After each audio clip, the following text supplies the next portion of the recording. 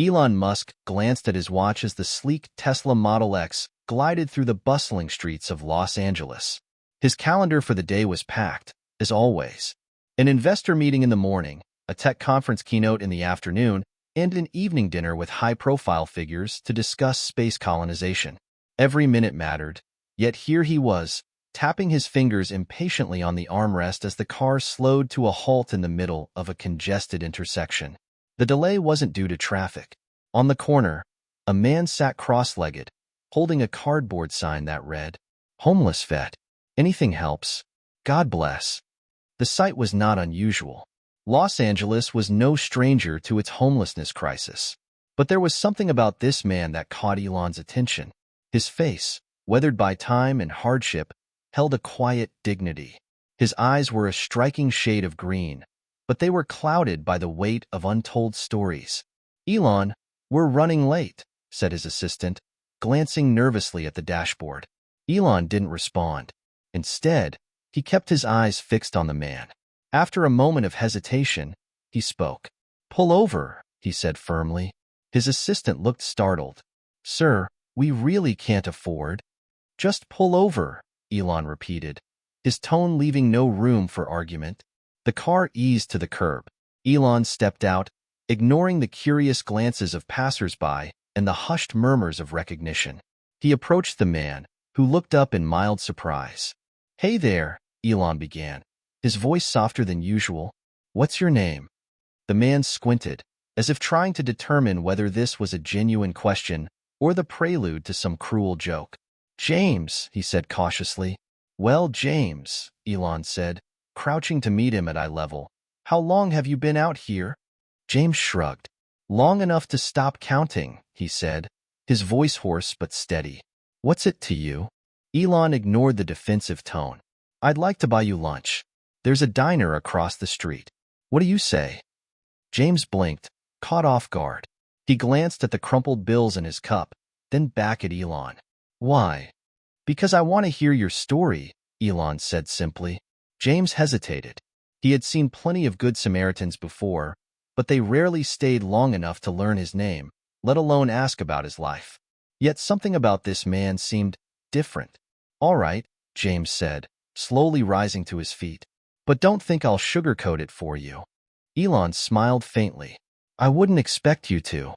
The two men crossed the street, stepping into the small, bustling diner. Heads turned as the unmistakable billionaire and the disheveled veteran walked in together. Elon ignored the stares and gestured for James to take a seat in a booth by the window. A waitress approached, her pen hovering over her notepad as she glanced nervously at Elon. Welcome. Can I get you gentlemen something to drink?" "Coffee black," Elon said.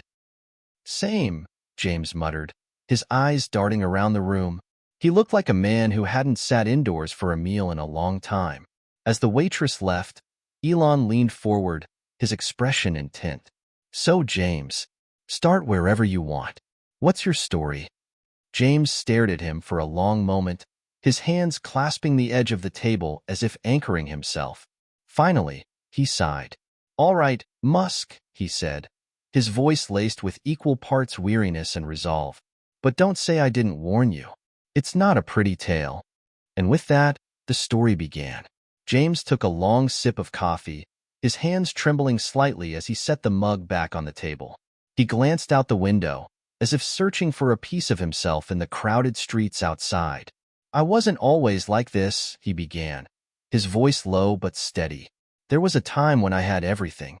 A family, a purpose, a future." Elon nodded, his sharp gaze fixed on James, silently encouraging him to continue.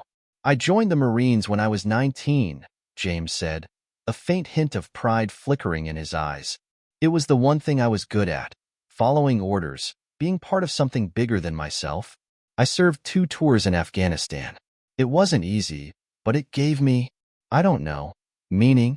James paused, his fingers drumming on the table. "But meaning doesn't always last, does it? One day, during a routine patrol, we hit an IED. Took out half my unit.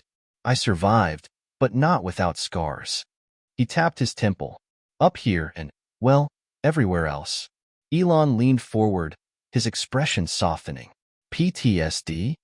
James nodded, his jaw tightening. They called it that. Said I had a disorder. Gave me some pills and sent me on my way. I tried to adjust. I really did. But civilian life, it doesn't make sense when you've seen what I've seen. You can't just unsee it. What about your family? Elon asked gently. James's face darkened.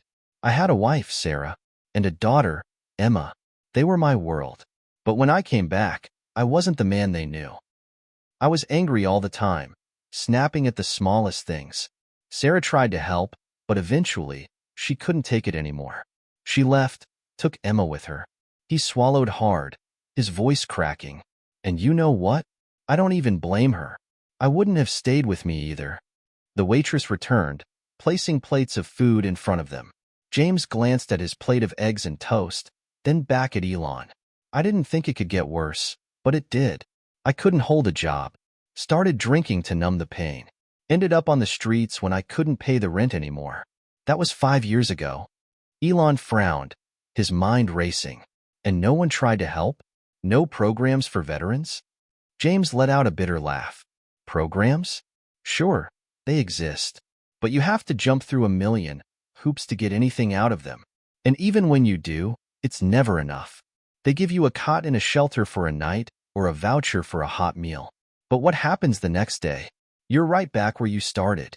He leaned back in his seat, his expression hardening. People like me, we're invisible. Until someone like you decides we're worth a second glance. The words hung heavy in the air. Elon stirred his coffee, his thoughts churning. He had built rockets, revolutionized transportation, and dreamed of colonizing Mars. But here, in front of him, was a problem he had never truly considered. One that was all too grounded on Earth. James, Elon said finally, his voice firm, you're not invisible to me. And you're not just worth a second glance. You're worth a second chance. James raised an eyebrow, skepticism etched across his face. Yeah? And what are you going to do about it? Elon smiled faintly. I don't know yet, but I promise you this. It's going to be big. For the first time in a long while, James felt a flicker of something he thought he'd lost forever, hope. Elon Musk sat in the back seat of his Tesla, the city lights streaking by in blurred flashes of white and amber. The rhythmic hum of the electric motor was usually a comforting background to his thoughts, but tonight his mind was anything but quiet. James's words echoed in his head. We're invisible. He had spent his career dreaming of solutions for humanity's future, electric cars to combat climate change, rockets to explore the stars, neural interfaces to push the boundaries of human potential. But now, for the first time in years, he was struck by a problem that wasn't futuristic or theoretical. It was immediate, raw, and painfully human. Elon's assistant, Maya, broke the silence. You've been quiet since the diner. Are you sure you're okay? He glanced at her, his expression unreadable. Maya, how many homeless people are in Los Angeles right now? She blinked, caught off guard. I'm not sure. Tens of thousands, I think. Why? Find out, he said, his tone clipped. And not just a rough estimate. I want specifics. How many are veterans? How many have access to resources? How many fall through the cracks? Maya hesitated. She was used to Elon's bursts of curiosity, but this felt different. Okay, I'll pull some data. But, if you don't mind me asking, why the sudden interest? Elon's gaze shifted back to the window. Because I met someone today who reminded me that we're failing people who deserve better. And I think I can do something about it. Maya didn't press further. She simply nodded, pulling out her tablet to start gathering the information he requested. The next morning, Elon arrived at SpaceX headquarters, where his team was already waiting to brief him on the progress of the Starship project. As the engineers detailed their advancements, Elon's attention wavered. His mind kept drifting back to James and the haunted look in his eyes. Finally, he interrupted. We'll circle back to this later, he said abruptly. I need to discuss something else. The team exchanged puzzled glances. Elon was notorious for his laser focus on his projects, and anything unrelated was rarely allowed to interrupt. I met a homeless veteran yesterday, he began, his voice steady but charged with conviction. His name is James. He's been on the streets for 5 years, forgotten by the system that should have helped him. And he's not alone. There are thousands more like him, and we're doing nothing about it. A long pause followed as his words sank in. One of his senior engineers, Brian, cleared his throat. With all due respect, Elon, this doesn't really sound like something we're equipped to handle. We're engineers, not social workers. Elon's eyes narrowed. We weren't equipped to build reusable rockets either, but we did. We weren't equipped to make electric cars mainstream, but we did. Why should this be any different? Brian hesitated, caught off guard by the intensity in Elon's tone. Maya, who had been standing quietly in the corner, stepped forward. Actually, I've started looking into the numbers you asked for. There are over 40,000 homeless people in LA, and about 10% of them are veterans. Most of the programs available to them are either underfunded or overloaded.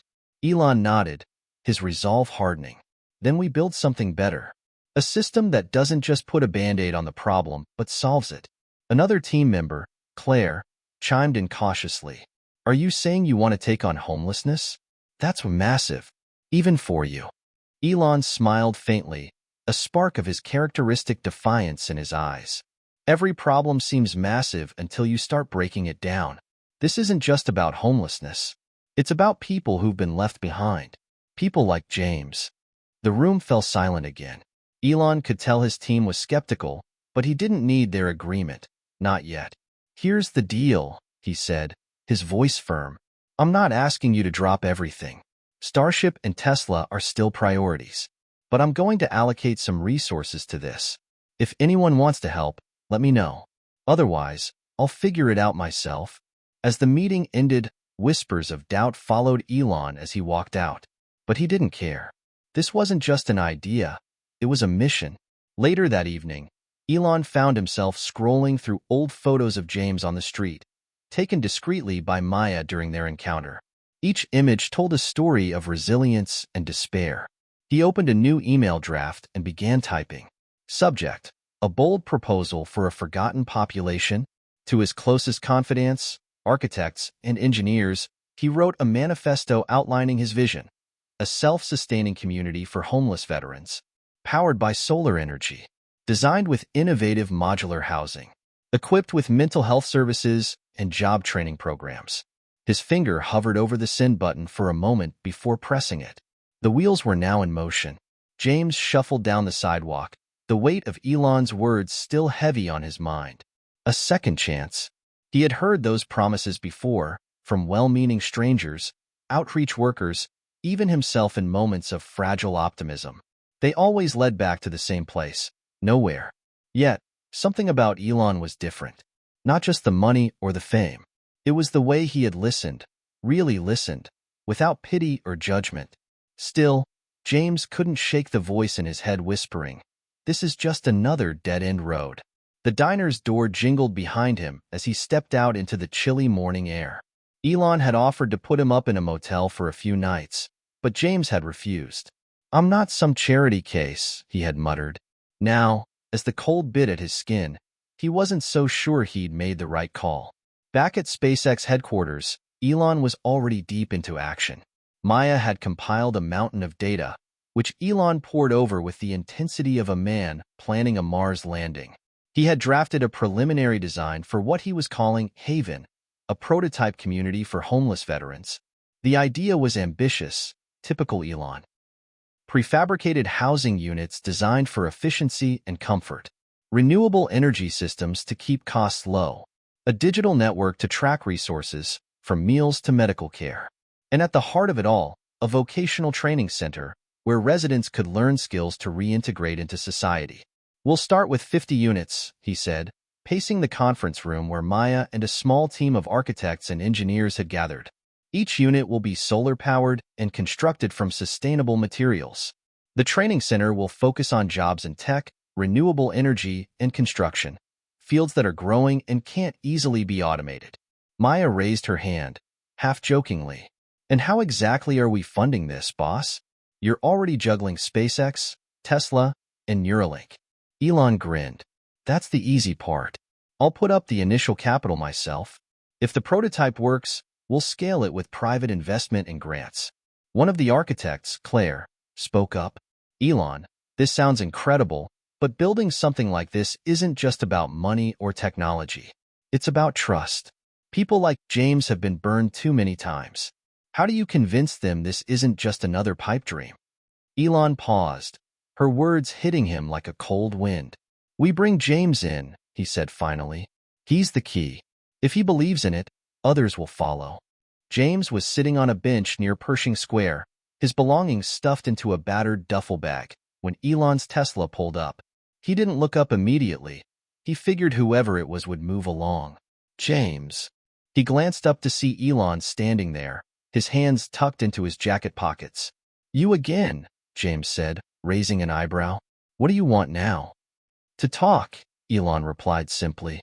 James sighed, patting the space next to him. You're persistent. I'll give you that. Elon sat, the stark contrast between his polished appearance and James's rugged demeanor drawing stares from passers-by. I'm working on something, Elon began. A project I think could help you. Help people like you. James smirked. You're building me a spaceship? Not quite, Elon said, a faint smile tugging at his lips. I'm designing a community, a place where veterans can rebuild their lives. Housing, training, mental health services.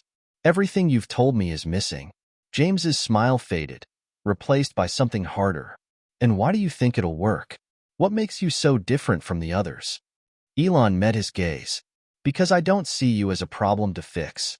I see you as someone who deserves better. And because I don't give up. Ever. James leaned back, studying the billionaire like he was trying to figure out if this was all some elaborate joke. Finally, he shook his head. All right, Musk. I'll bite. What do you need from me? Your story, Elon said. Your experience. Your honesty. I need you to tell me what works and what doesn't, so I can build something that actually makes a difference. James hesitated, his fingers gripping the edge of the bench. He wanted to believe in Elon, but trust didn't come easy anymore. Still, the idea of being part of something, of maturing again, was too tempting to ignore. Fine, he said at last, but don't expect me to sugarcoat anything. I wouldn't want it any other way, Elon replied, standing and extending his hand. James took it, his grip firm despite the calluses and scars. For the first time in years, he felt a flicker of purpose. James stood in a cavernous conference room at SpaceX headquarters, feeling out of place among the polished desks, sleek monitors, and impeccably dressed engineers. Elon had insisted he come, but James wasn't sure what for. He tugged at the collar of the borrowed button-down shirt Maya had given him, trying to suppress the urge to walk out. Relax, Elon said, patting James on the back. You're the most important person in this room. James shot him a skeptical look. Yeah, right. Look at these people. They're designing rockets. What am I supposed to contribute? Perspective, Elon replied firmly. The kind none of us have. The room buzzed with activity as the meeting began. Elon outlined the preliminary vision for Haven, walking the team through a presentation filled with digital renderings of modular homes, solar panels, and community spaces. We start with a pilot community, Elon explained. A 10-acre plot on the outskirts of Los Angeles. 50 housing units, a training center, and access to mental health services. If it works, we'll replicate the model nationwide. As Elon spoke, James watched the faces around the table, some nodding in agreement, others furrowed in skepticism. When the floor opened for questions, Claire, one of the architects, turned to James. You've lived this reality, she said. What do you think would make a place like Haven work? What would you need to feel safe? James shifted uncomfortably in his seat. I don't know, he said, his voice hesitant. I guess. It's got to feel like more than a shelter. Shelters are fine for a night, but they're not places you want to live. They're cold, impersonal. You need privacy, dignity. The room grew quiet as James continued, finding his confidence. And don't just throw people into a place and expect them to figure it out. You've got to have people there who understand what it's like. Not just counselors with degrees, but people who've been through it, other vets, other folks who've been homeless. They'll listen when no one else will. Claire nodded thoughtfully, jotting down notes. That's good. Really good. Another team member chimed in. What about jobs? How do we get residents back on their feet? James shrugged. Depends on the person. Not everyone can sit in a classroom or learn tech stuff right away. Some folks just need something simple to start with, a way to feel useful again. Yard work, cooking, fixing things. You build confidence step by step. Elon clapped his hands together. That's exactly what we'll do. Training programs that meet people where they are. We'll start small and expand as they grow. Over the next few weeks, the project began to take shape. Maya coordinated logistics, securing permits for the land, and reaching out to local nonprofits for partnerships. Claire's team refined the designs for the modular homes, making them both cost-effective and welcoming. James found himself unexpectedly busy, attending meetings and offering insights. He visited the plot of land where Haven would be built, a barren expanse of dirt and scrub that he could barely imagine as a thriving community. One afternoon, as he stood on the site with Elon, James crossed his arms. You really think this is gonna work? Elon smiled faintly. I think we'll make it work. And if it doesn't, we'll fix it until it does. Easy for you to say, James muttered. You've got billions to throw around. Elon turned to him, his expression serious. It's not about the money, James. It's about proving that solutions exist. Once people see it's possible, they'll believe in it too. James nodded slowly, not entirely convinced but willing to try. The first real challenge came when word about Haven leaked to the press. Headlines ranged from optimistic, Elon Musk takes on homelessness with bold new initiative, to skeptical, billionaire's PR stunt. Can Musk really solve homelessness? Critics questioned whether the project was feasible, accusing Elon of overpromising and underestimating the complexities of homelessness. Some even dismissed Haven as a vanity project designed to distract from his other controversies. James watched the news coverage with growing frustration. They don't get it, he told Elon during one of their late-night meetings. They don't see the people behind the numbers. Elon leaned back in his chair, a thoughtful look on his face. Then we show them, he said. The real stories. Your story. James froze. My story? You want me to go on TV and talk about my life? No, Elon said. Not unless you're comfortable. But we need to put faces to this project. Real people. Real experiences. Otherwise, it's just another concept no one cares about. James hesitated, the idea both terrifying and strangely appealing. James sat in the corner of the conference room, nervously tapping his foot. A camera crew bustled around him, adjusting lights and microphones. This wasn't what he had signed up for, or so he thought. Elon, I'm not sure about this, James said, tugging at the collar of his shirt. Elon stood across the room, watching the preparations. He turned to James with a calm expression. You don't have to do anything you're not comfortable with, but people need to see why this matters. Your story can make them care in a way mine never will. James sighed. He hated the idea of putting himself out there, exposing his vulnerabilities for the world to see. But as he looked around the room at the blueprints, the models of the modular homes, and the team working tirelessly to make Haven a reality, he realized this wasn't just about him. Fine, he said reluctantly, but I'm not sugarcoating anything. That's exactly why I asked you, Elon replied with a small smile. The interview began with soft, probing questions from a journalist hired to document Haven's progress. James, can you tell us a little about your life before homelessness? James shifted in his seat, his fingers clenching the edge of the chair. I was in the army. Did a couple of tours overseas. When I got out, I thought I'd be able to find my footing again. Turns out, it's not that easy. The journalist nodded, encouraging him to continue. I had a job for a while, working construction, but the hours dried up and the bills didn't stop. Then I lost my apartment. From there, it's like a spiral you can't climb out of. One bad thing after another until you're on the street, wondering how it all went wrong. The room fell silent as James's voice wavered, but he pushed forward. You lose more than just a roof over your head. You lose trust. You lose dignity. People don't look at you the same, or they don't look at you at all. The journalist leaned forward.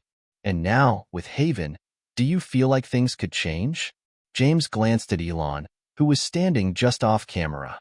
I don't know, he admitted, but I've got hope for the first time in a long while. That's something. The footage of James's interview was edited into a short video and released alongside an announcement about Haven's groundbreaking ceremony. It quickly went viral, drawing millions of views and sparking widespread discussion. Social media exploded with reactions. And this is the kind of leadership we need. Not just talk, but action. Elon Musk solving homelessness? Seems like a stretch, but I'm rooting for him. James's story broke my heart. I hope this project works for people like him. But there were also detractors. Billionaires can't fix systemic problems with their pet projects. And this is a PR stunt. Watch it fall apart in a year. James tried to ignore the negative comments, but they gnawed at him. When he mentioned them to Elon, the billionaire waved them off. People will always doubt big ideas, Elon said. The only way to shut them up is to succeed. The groundbreaking ceremony was held a week later on the Haven site. The atmosphere buzzed with anticipation as reporters, community leaders, and veterans gathered under a clear blue sky. James stood near the stage, watching Elon rehearse his speech. For all his confidence, Elon seemed unusually focused, almost nervous. When the time came, Elon stepped up to the podium, his voice steady but passionate. Haven is more than a project, he began. It's a promise. A promise to those we've failed, like James, who gave everything and asked for so little in return. We can't fix the past, but we can build a future where no one gets left behind. The crowd erupted in applause as Elon turned to James. And none of this would be possible without the people who inspire us to do better. Elon gestured for James to join him on stage. James hesitated, but the encouraging nods from Maya and Claire gave him the courage to step forward. Standing before the crowd, James took a deep breath. I'm not used to being in the spotlight, he said, his voice rough but steady. But if telling my story helps even one person believe things can get better, it's worth it. Haven isn't just about buildings or programs. It's about hope. And for the first time in a long time, I've got some. The applause was thunderous. James looked out at the sea of faces and felt something he hadn't felt in years: pride. Later that evening, as the team celebrated the ceremony's success, James found a quiet moment to speak with Elon. You really think this can work? He asked, his voice filled with equal parts hope and doubt. Elon smiled. I don't think, James. I know. The morning air was crisp as the first trucks rolled onto the Haven site. A flurry of activity began almost immediately. Engineers staking out plots, construction crews unloading materials, and architects overseeing the placement of the first modular units. For James, watching the barren land transform into something tangible was surreal. They're really doing it, he murmured, standing beside Maya. They are, she replied, handing him a hard hat. And so are you. Ready to jump in? James hesitated before nodding. Elon had offered him a role as a community consultant, a title that sounded far more official than James felt. But Elon had insisted. Your insight is just as important as any blueprint, he'd said. The first few weeks of construction were both exhilarating and chaotic. While the modular homes were designed to be quick to assemble, unforeseen challenges cropped up daily. One afternoon, James was walking the site when he heard a heated argument between two crew members near the training center foundation. I told you, the specs are off. This isn't going to hold, one shouted. And I told you, we're following the plans exactly, the other fired back. James stepped in before it could escalate. Hey, what's going on? The men turned to him, clearly irritated. Foundation's too shallow, the first man said. Won't hold up to code. We're wasting time if we don't fix it now. James frowned, then motioned for Claire, the lead architect, who was nearby. After a quick review, she confirmed the issue. Good catch, she said, nodding at James and the worker. We'll revise the plans and reinforce it. James felt a flicker of pride.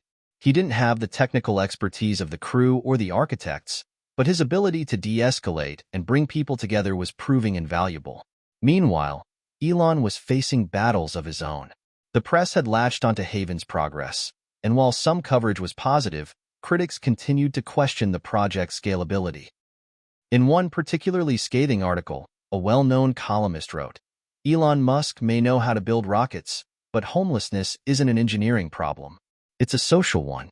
Haven is doomed to fail unless it addresses the root causes. Elon read the article aloud in a meeting, tossing the newspaper onto the table with a smirk. Root causes. That's what we're doing. They'll see. But privately, Elon was feeling the pressure. He called James one evening as he paced the site, the glow of construction lights illuminating the dusty ground. "James, tell me the truth," Elon said. "Do you think Haven's just another Band-Aid? Something flashy that won't last?" James was quiet for a moment. "It's not perfect," he admitted, "but it's a start. And sometimes that's all people need. A start?" Elon nodded, his resolve strengthening. "Then we keep going." As the first homes neared completion, a new challenge emerged: finding residents. Elon wanted the initial group to include veterans and individuals from diverse backgrounds, ensuring the community was both inclusive and sustainable. James volunteered to help with outreach. He visited shelters, talked to veterans, and even spoke at town hall meetings. "You're not just giving people a place to live," he told one group of skeptics. "You're giving them a chance to rebuild, to be part of something." Slowly, applications began to trickle in. Each one was reviewed by a panel that included James, Maya, and representatives from local nonprofits. "James," Maya said during one review session, sliding an application toward him, "what do you think about this one?" James scanned the form. A single mother with 2 kids, homeless for over a year after losing her job. "She's in," James said firmly. The first residents moved in on a chilly December morning. James was there to greet them, standing alongside Elon and the rest of the team. As families and individuals stepped into their new homes, the sense of hope was palpable. James watched as a young boy ran excitedly into his family's unit, his laughter echoing across the site. Elon turned to James, his expression uncharacteristically soft. "This is just the beginning," he said. James nodded, his chest tight with emotion. For the first time, he felt like he was part of something bigger than himself. James arrived early at Haven's newly completed community center, a modest but welcoming building that served as the heart of the pilot project. The air was crisp, and the hum of activity filled the site as new residents explored their surroundings.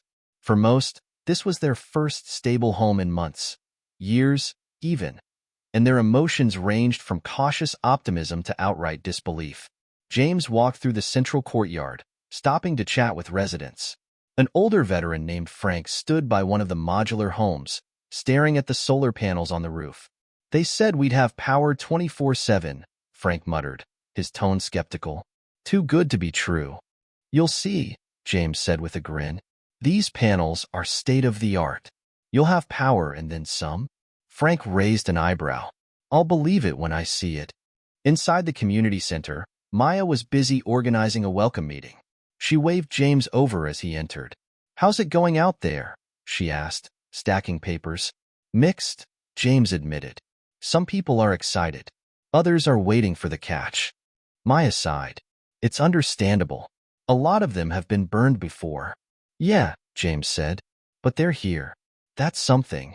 The welcome meeting began with a short speech from Maya, followed by introductions from the staff. Residents listened politely, though some kept their arms crossed or their eyes on the floor. When it was James's turn to speak, he decided to forego the formalities. "I know a lot of you are wondering if this is real," he began. "Wondering when the other shoe's gonna drop. I get it. I've been there." Heads started to lift, attention shifting toward him. "I lived on the streets for 5 years," James continued. "Slept under bridges, ate out of dumpsters, and did whatever it took to survive. Places like this? They seemed like a fantasy. But here we are." A ripple of murmurs spread through the room. "This isn't perfect," he admitted, "but it's a start. And the people running this place, they care. They're not just here to tick boxes or make headlines. They're here because they believe in you. And so do I." The room fell silent for a moment before someone in the back started clapping. Slowly, others joined in. Over the next few weeks, Haven began to settle into a rhythm. Residents attended workshops on job skills, financial literacy, and mental health. James worked closely with the staff, helping to mediate conflicts and build trust. One of the biggest challenges came from a resident named Lisa, a single mother of two who had been homeless for over a year. She was fiercely protective of her kids and wary of anyone in authority. "I don't need another social worker telling me how to live my life," she snapped at James during one of their first interactions. "I'm not a social worker," James replied calmly. "I'm just someone who's been where you are." Lisa eyed him warily but didn't respond. Over time, James made small gestures to build rapport, offering to watch her kids during workshops, helping her fix a leaky faucet in her unit. Gradually, her defenses began to lower. One evening, she approached him as he was locking up the community center. "I still don't trust this place," she admitted. "But thanks for not giving up on me." James nodded. "That's what we're here for." Despite the progress, challenges loomed. Local residents from nearby neighborhoods began to voice concerns about Haven. "They're bringing crime to the area," one man said at a city council meeting. "Our property values are going to tank." "We support helping the homeless," a woman added. "But why does it have to be here?" James attended the meeting alongside Maya and Elon, who spoke passionately about Haven's mission. "This isn't just a handout," Elon said. "It's a model for self-sufficiency. And it's working." James followed, his voice steady but firm. "I get it," he said. "You're scared. You think we're a problem. But we're not. We're your neighbors now. And all we're asking for is a chance to prove that." The room buzzed with murmurs, and while not everyone was convinced, James's words seemed to soften some of the opposition. As the weeks turned into months, Haven began to show results. Residents found jobs, kids enrolled in school, and a sense of community blossomed. But beneath the surface, cracks were beginning to form. James sat at the edge of the courtyard, watching a group of kids play tag around the newly planted trees. Their laughter echoed through Haven, a stark contrast to the tense conversations that had filled the air earlier that morning.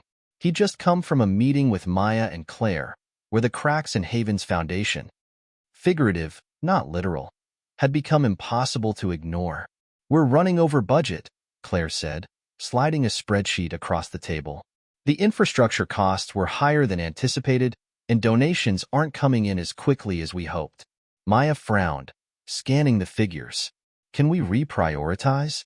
Delay some non-essential parts of the project?" Claire hesitated.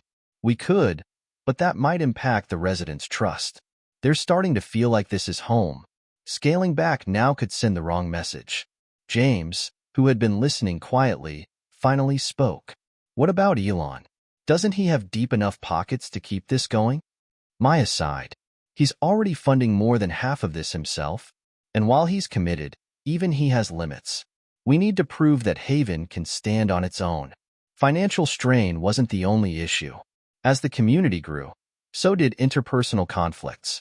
One afternoon, James was called to mediate an argument between Frank, the older veteran, and Lisa, the single mother. "I'm just saying," Frank growled, pointing a finger. "Your kids need to stay out of my garden. I've worked hard on that patch, and I'm tired of seeing it torn up." Lisa's face flushed red. "They're kids, Frank. They're not doing it on purpose. Maybe if you weren't such a grouch." "That's enough," James interrupted, stepping between them. "Frank, I'll talk to the kids about respecting your garden. Lisa, I get that it's hard to keep an eye on them all the time, but maybe they can help Frank with the garden. Turn it into a learning opportunity." Both grumbled, but reluctantly agreed.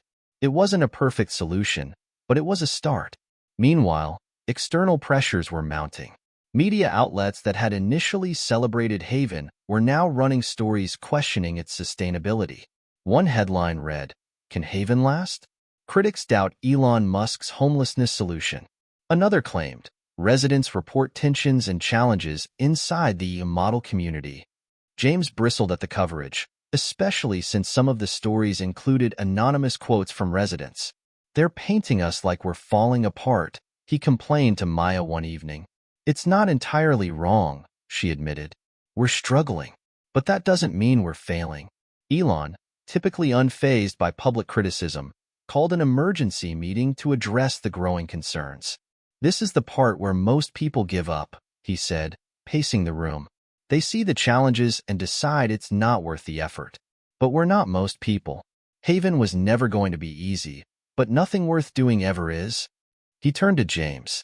You're the heart of this place. What do you think we need to do? James paused, the weight of Elon's words settling on him.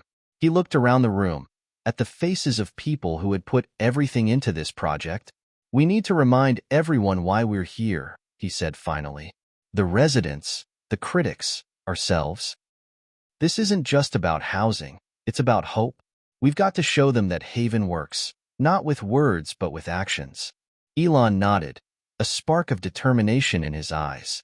Then that's what we'll do. The next day, the team launched a series of initiatives to address the challenges. A town hall meeting was held to give residents a platform to voice their concerns.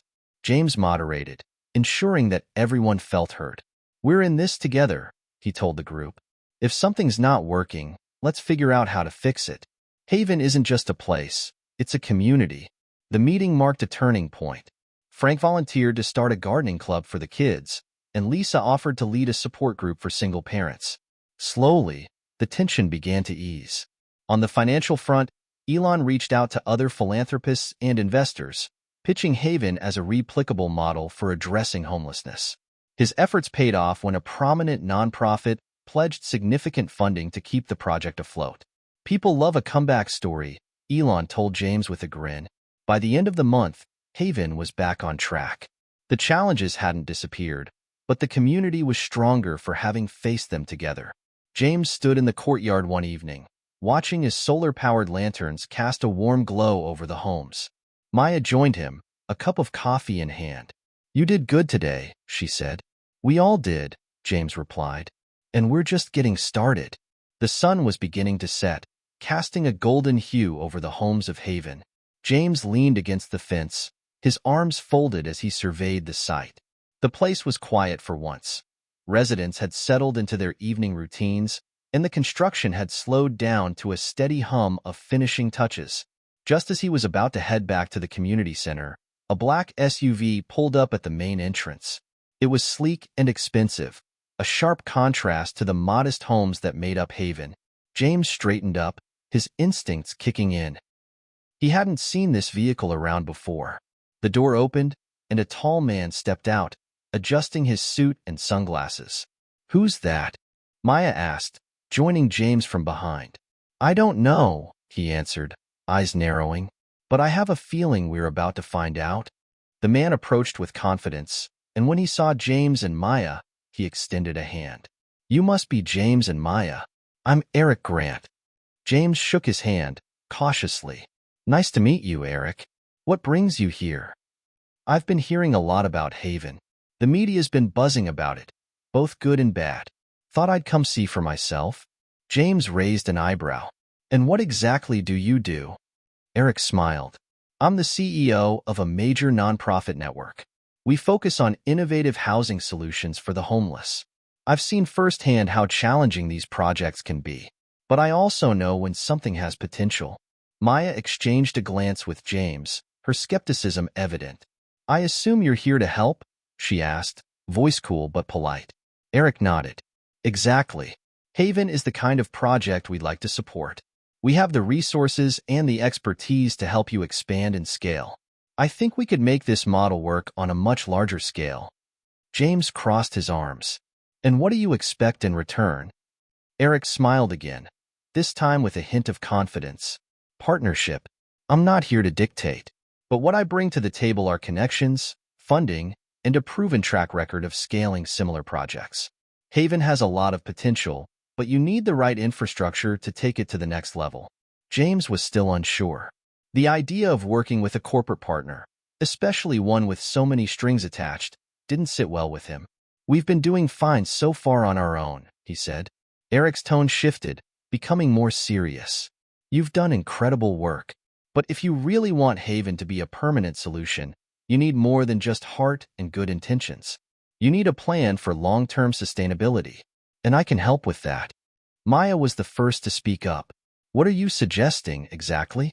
I'm offering to fund a portion of the next phase of development, Eric said, and I'd like to bring in some experts to help you build a comprehensive support system.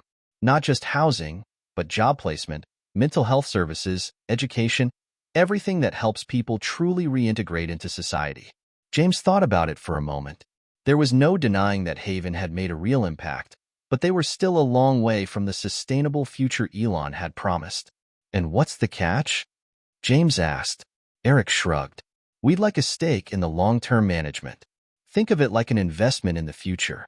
We help scale it, and in return, we help ensure it stays effective and sustainable. James exchanged a glance with Maya. She raised her eyebrow, a silent question hanging between them. Do we trust him? We'll need to discuss it, James said, his tone guarded. But thanks for reaching out.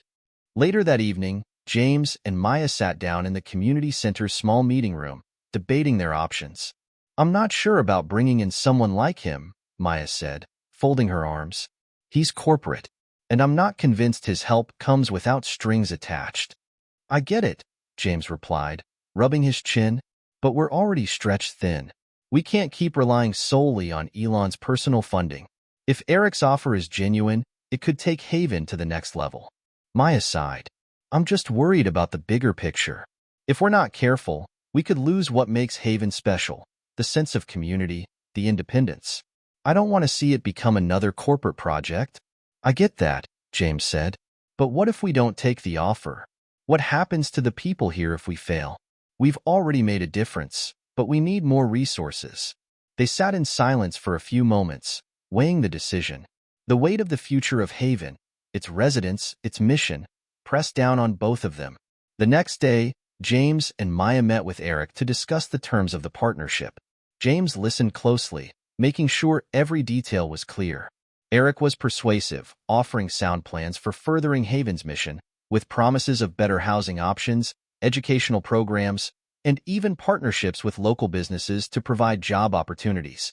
But as the conversation continued, James couldn't shake the feeling that there was more to Eric's intentions than he was letting on. That afternoon, as James walked through the community, he saw Frank sitting outside his modular home, a cigarette dangling from his lips. Frank was one of the first residents to embrace the idea of Haven, but even he had his doubts. How's it going, Frank? James asked, sitting beside him.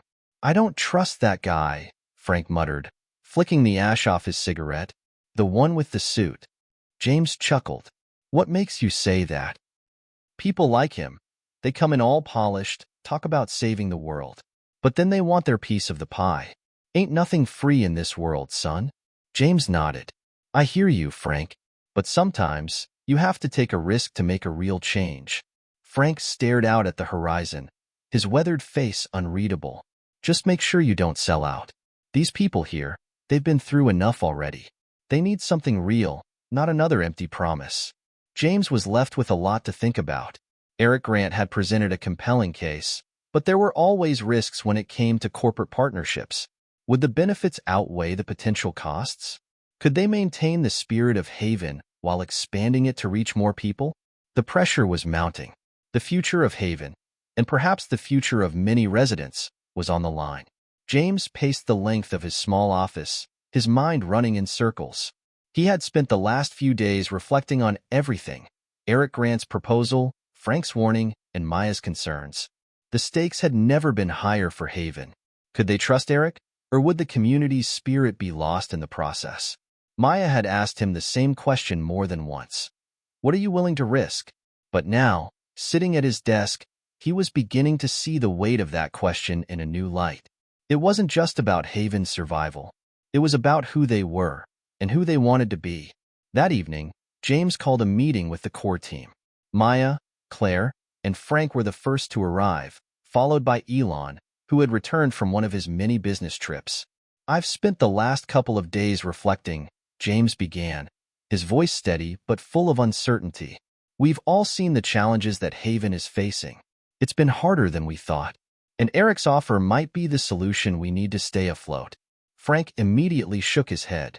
I'm not saying it's a bad idea, but you can't trust these suits. They don't care about the people, they care about the bottom line. And once you start letting them in, they start calling the shots. Maya shot Frank a warning look, but didn't speak. She, too, had her reservations about bringing someone like Eric into the fold, but she could see the cracks in Haven's foundation. They couldn't afford to keep running on faith alone. Elon was the next to speak. I agree with Frank on principle, but we also have to be realistic. We can't do this alone forever. We need help, and the kind of resources Eric is offering are exactly what we need to make Haven sustainable. James nodded. That's what I'm struggling with. Eric's track record is impressive, but what if he's not as committed to our mission as we are? What if, over time, he starts pushing his own agenda? Claire interjected. We don't have the luxury of time. If we don't bring in additional funding and resources soon, Haven's future is uncertain, and we can't afford to wait around for more donors. Eric is offering a practical solution to a real problem. Frank grumbled, clearly not convinced. But what happens to the soul of this place? We've worked so hard to build a community, not just a program. If we let someone like him in, what's to stop him from turning it into another corporate project? James exhaled, trying to find the right words. I get it. I feel the same way. Haven is supposed to be about something real, something different. But we can't ignore the reality of the situation. We can't afford to turn down the opportunity for resources just because we're afraid of change. Maya stood up, walking over to the window. It's not just about resources. It's about who we are. Haven was built on the belief that people can rebuild, but we need to know we can sustain it long term. If we turn this down, we risk losing everything we've worked for. James met her eyes in the reflection of the window. So, you think we should accept Eric's offer? Maya hesitated before responding.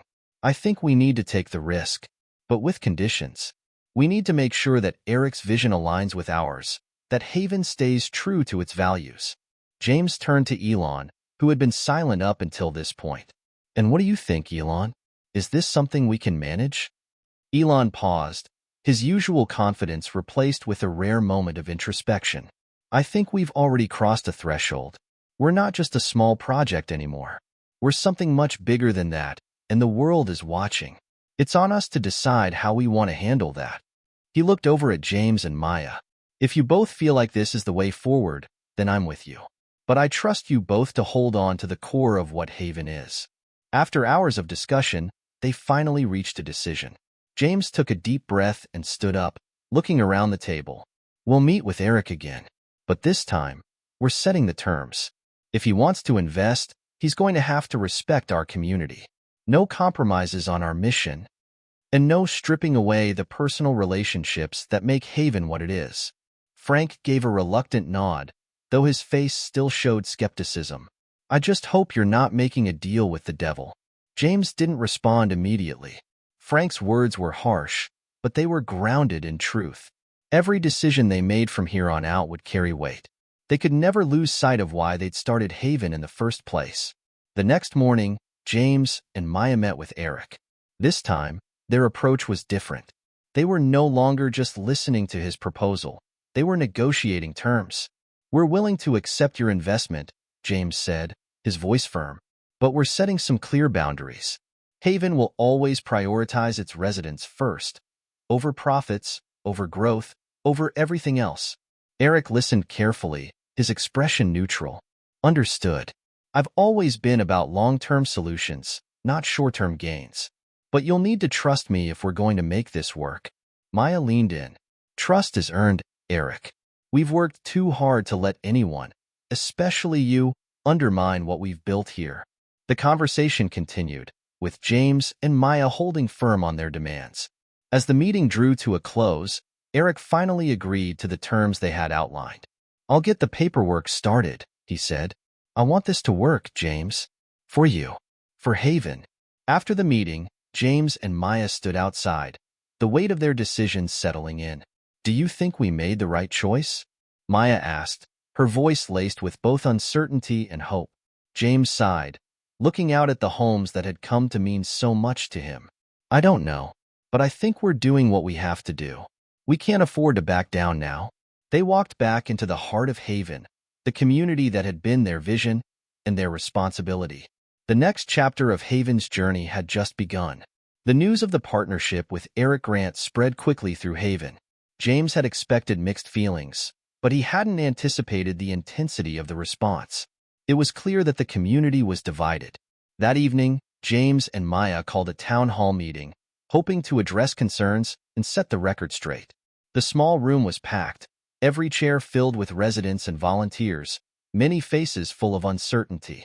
Frank stood near the back, arms crossed, as usual. James cleared his throat, stepping up to the podium.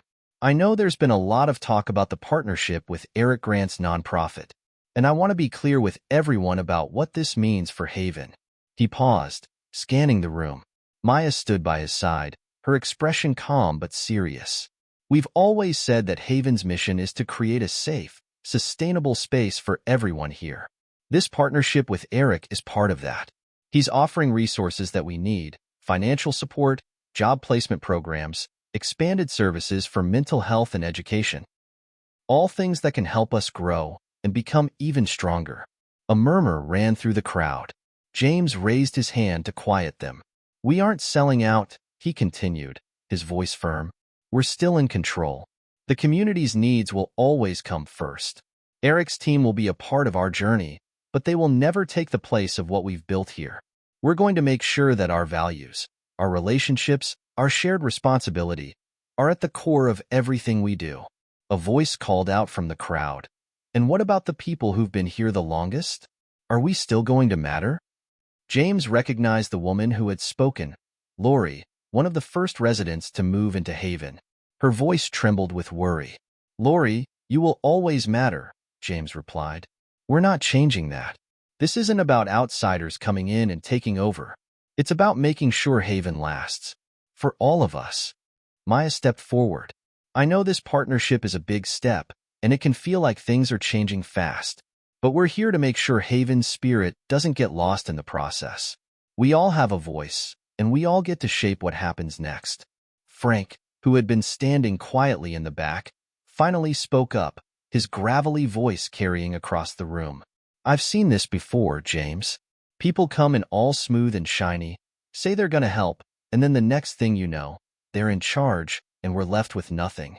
James turned to face him. Frank, I hear you. But we've got a chance to do this right.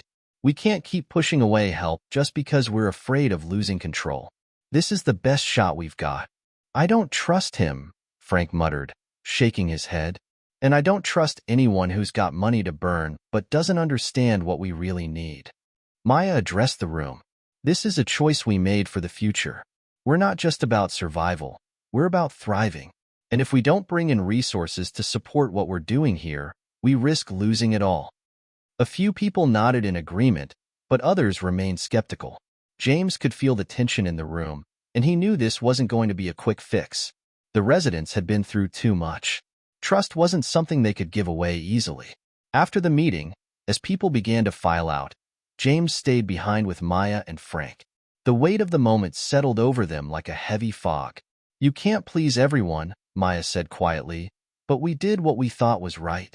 I don't know if we've done the right thing, James said, his voice tired, but I know we've done the best we could with the cards we were dealt. Frank gave a gruff sigh. You might be right, but don't forget why we started this. It wasn't for money. It wasn't for big names. It was for people like Lori, like me, like everyone who's had enough of being forgotten. James looked at Frank, understanding his concern. I won't forget. None of us will.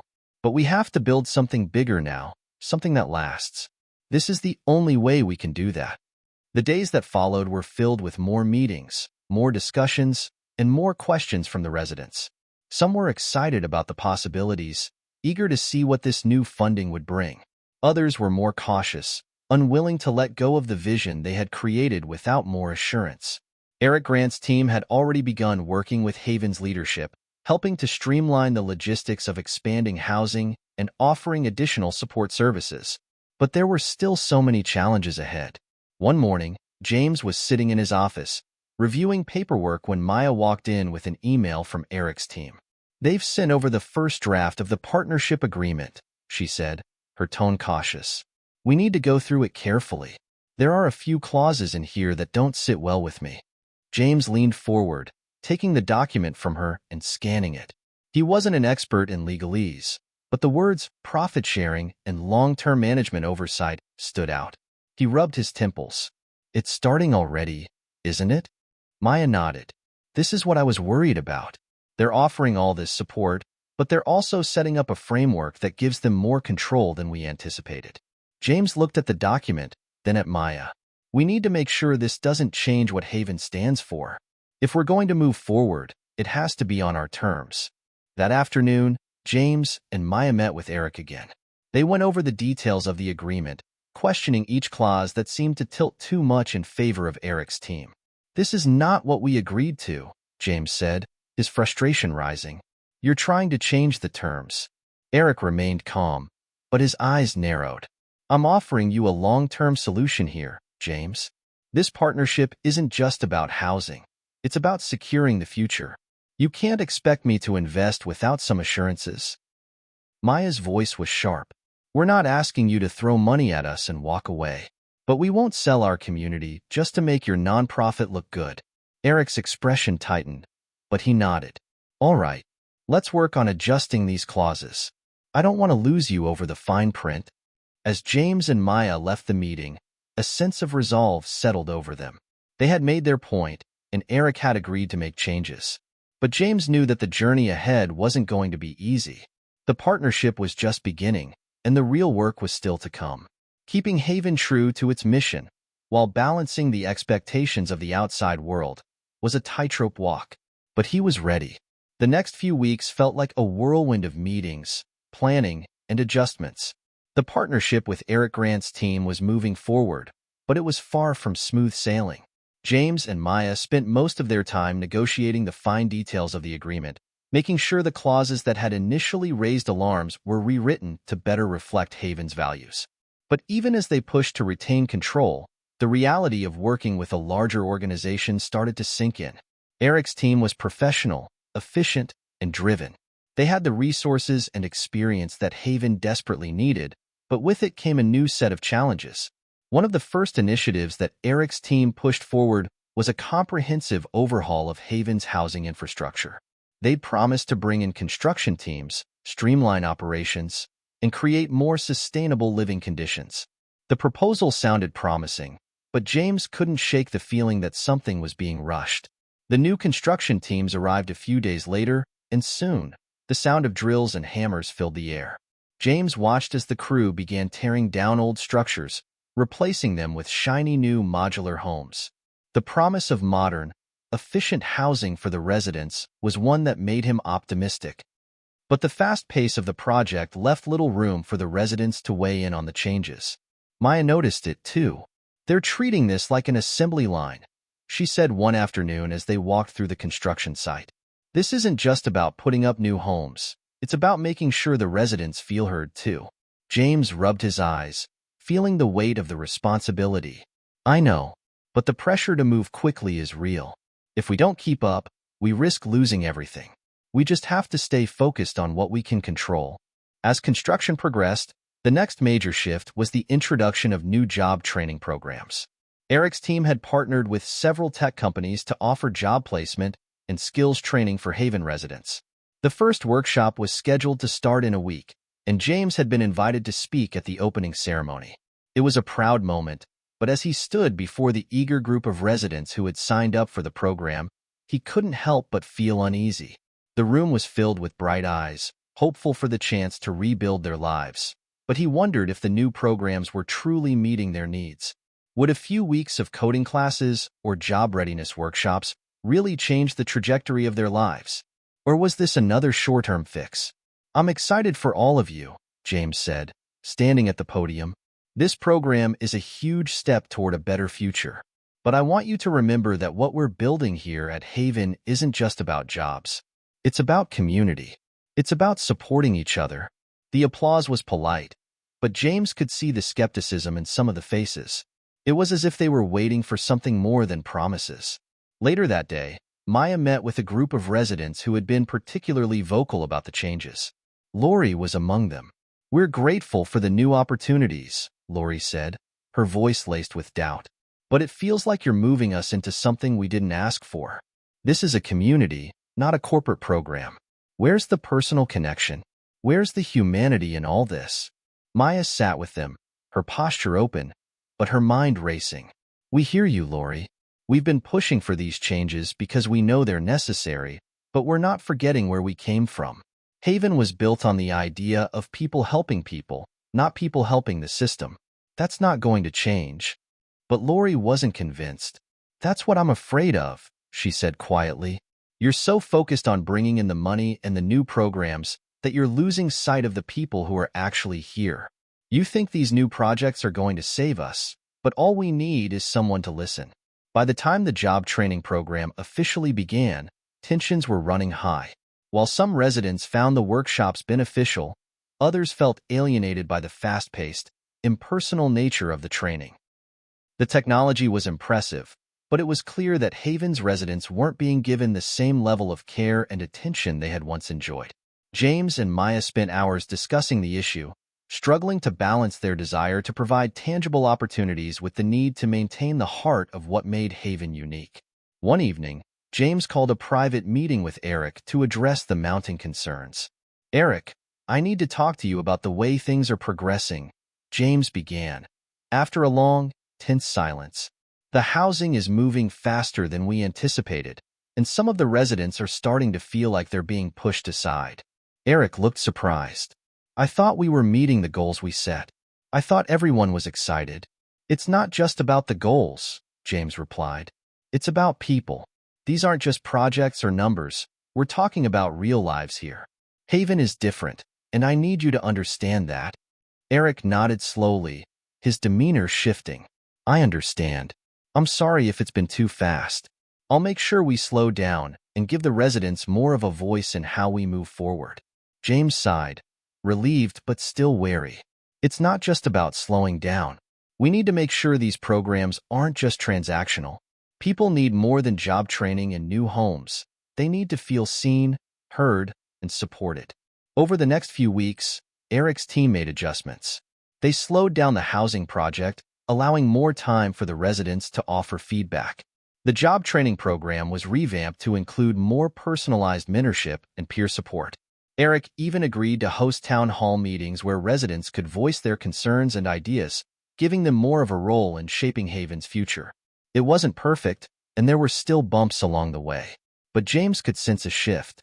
The residents began to feel more involved, and the atmosphere in Haven started to feel less like a corporate project and more like the community they had always wanted. One evening, as James walked through the newly renovated areas, he met with Frank, who was sitting on the steps outside one of the new homes.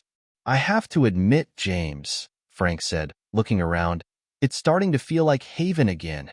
It's not perfect, but I can see what you're trying to do. Maybe we're not so far from what we dreamed." James smiled, though the weight of responsibility still lingered. "It's a work in progress, but we're getting there." As Haven adjusted to the changes, James and Maya knew they were facing an ongoing challenge. They had to ensure that the community they had worked so hard to build didn't get lost in the process of growth. It wasn't just about surviving. It was about thriving, without compromising the values that made Haven home. It had been a few months since the major changes began rolling out at Haven. The housing was beginning to look less like an unfinished project and more like a thriving community again. The modular homes had been built, and the first wave of families had moved into the new units. The job training programs had launched successfully, with more residents signing up each day. Despite the growing pains, it seemed like things were finally heading in the right direction. James had been cautious about getting his hopes up, but even he couldn't deny the positive shift. Residents were no longer simply surviving. They were starting to thrive. The success of the job training programs had been the first clear indicator that the partnership with Eric Grant's nonprofit was making an impact. On a warm afternoon, James walked through the community center, where the latest batch of job candidates was wrapping up their skills training. Maya was talking to one of the residents, an older woman named Karen, who had been living in Haven for over 5 years. "I just landed a job interview," Karen exclaimed, her face alight with excitement. "I can't believe it. After all this time, it finally feels like something's going right." James smiled, his heart lifting. "That's amazing, Karen. I'm so proud of you." Karen's smile grew wider. "I never thought I'd get a chance to do something more with my life. This program, it's everything." James could see it in her eyes, the spark of hope that had been missing for so long. It was moments like this that made all the struggles and frustrations worth it. Later that week, Haven hosted its first community celebration since the changes began. It was a small event, held in the open courtyard of the center, where food trucks and booths lined the sidewalks, offering a mixture of local dishes and handmade goods. The goal was simple: bring the residents together and celebrate their hard work and perseverance. As the sun began to set, James stood on the stage, looking out over the crowd. There was a sense of unity in the air, a sense that Haven was more than just a place to stay. It had become a community again. Maya joined him on stage, smiling at the crowd. This isn't just about new buildings or new programs. This is about all of you. Each of you is what makes this place special. It's not about what we've built, it's about what we've built together. The crowd applauded, and James could see the pride in their faces.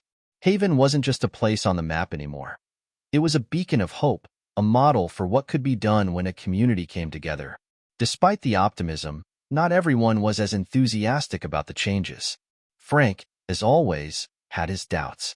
After the event, he pulled James aside, his face serious.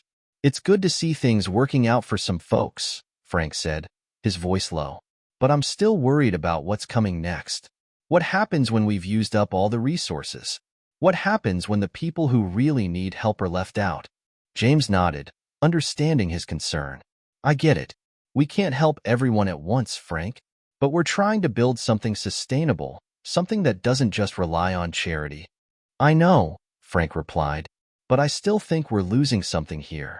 People are starting to forget what this place was about. The focus is shifting too much onto the programs, the money, and not enough on the people who've been here since the beginning." James looked at Frank, knowing that what he said wasn't entirely wrong. "I hear you. But we can't let the perfect be the enemy of the good. We're doing what we can to balance both. It's not easy, but it's the best we've got." As James and Maya continued to navigate the delicate balance of growth and community, they faced an unexpected challenge. One afternoon, they received an email from Eric's team announcing that they had secured additional funding from one of their corporate partners. It was a significant sum, enough to fund the next phase of Haven's expansion, adding more homes, opening a second training facility, and hiring additional staff. The news was exciting, but it also brought a sense of unease.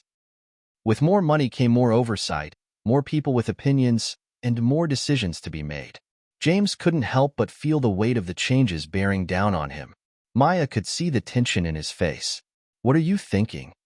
"I'm thinking about how much this is going to change everything," James said, running a hand through his hair. "I know the money is necessary, but every step we take feels like we're stepping further away from the community we built." Maya took a deep breath. "We knew this was coming. The more resources we bring in, the more we'll have to negotiate and compromise. But we can't turn back now." A few days later, they met with Eric and his team to discuss the new funding and what it would mean for Haven. Eric, always professional, was excited about the possibilities. "This additional funding could really put Haven on the map," Eric said, tapping on a tablet. "We can scale up faster, reach more people, and provide more services than ever before." James and Maya listened carefully, but they both had concerns. They had to be sure that this new phase wouldn't come at the cost of Haven's soul, the community's heart. "We want to move forward, but we need to make sure that the residents remain at the center of everything," Maya said, her voice steady but firm. "If we start prioritizing the money over the people, then what's the point?" Eric nodded, though there was a flicker of impatience in his eyes. "I hear you, but we're talking about changing lives here. The money is the only way to make that happen." James leaned forward, his expression serious. "And the people are the ones who are going to make it happen. We can't just throw money at this and hope it works. This has to be about more than just growth.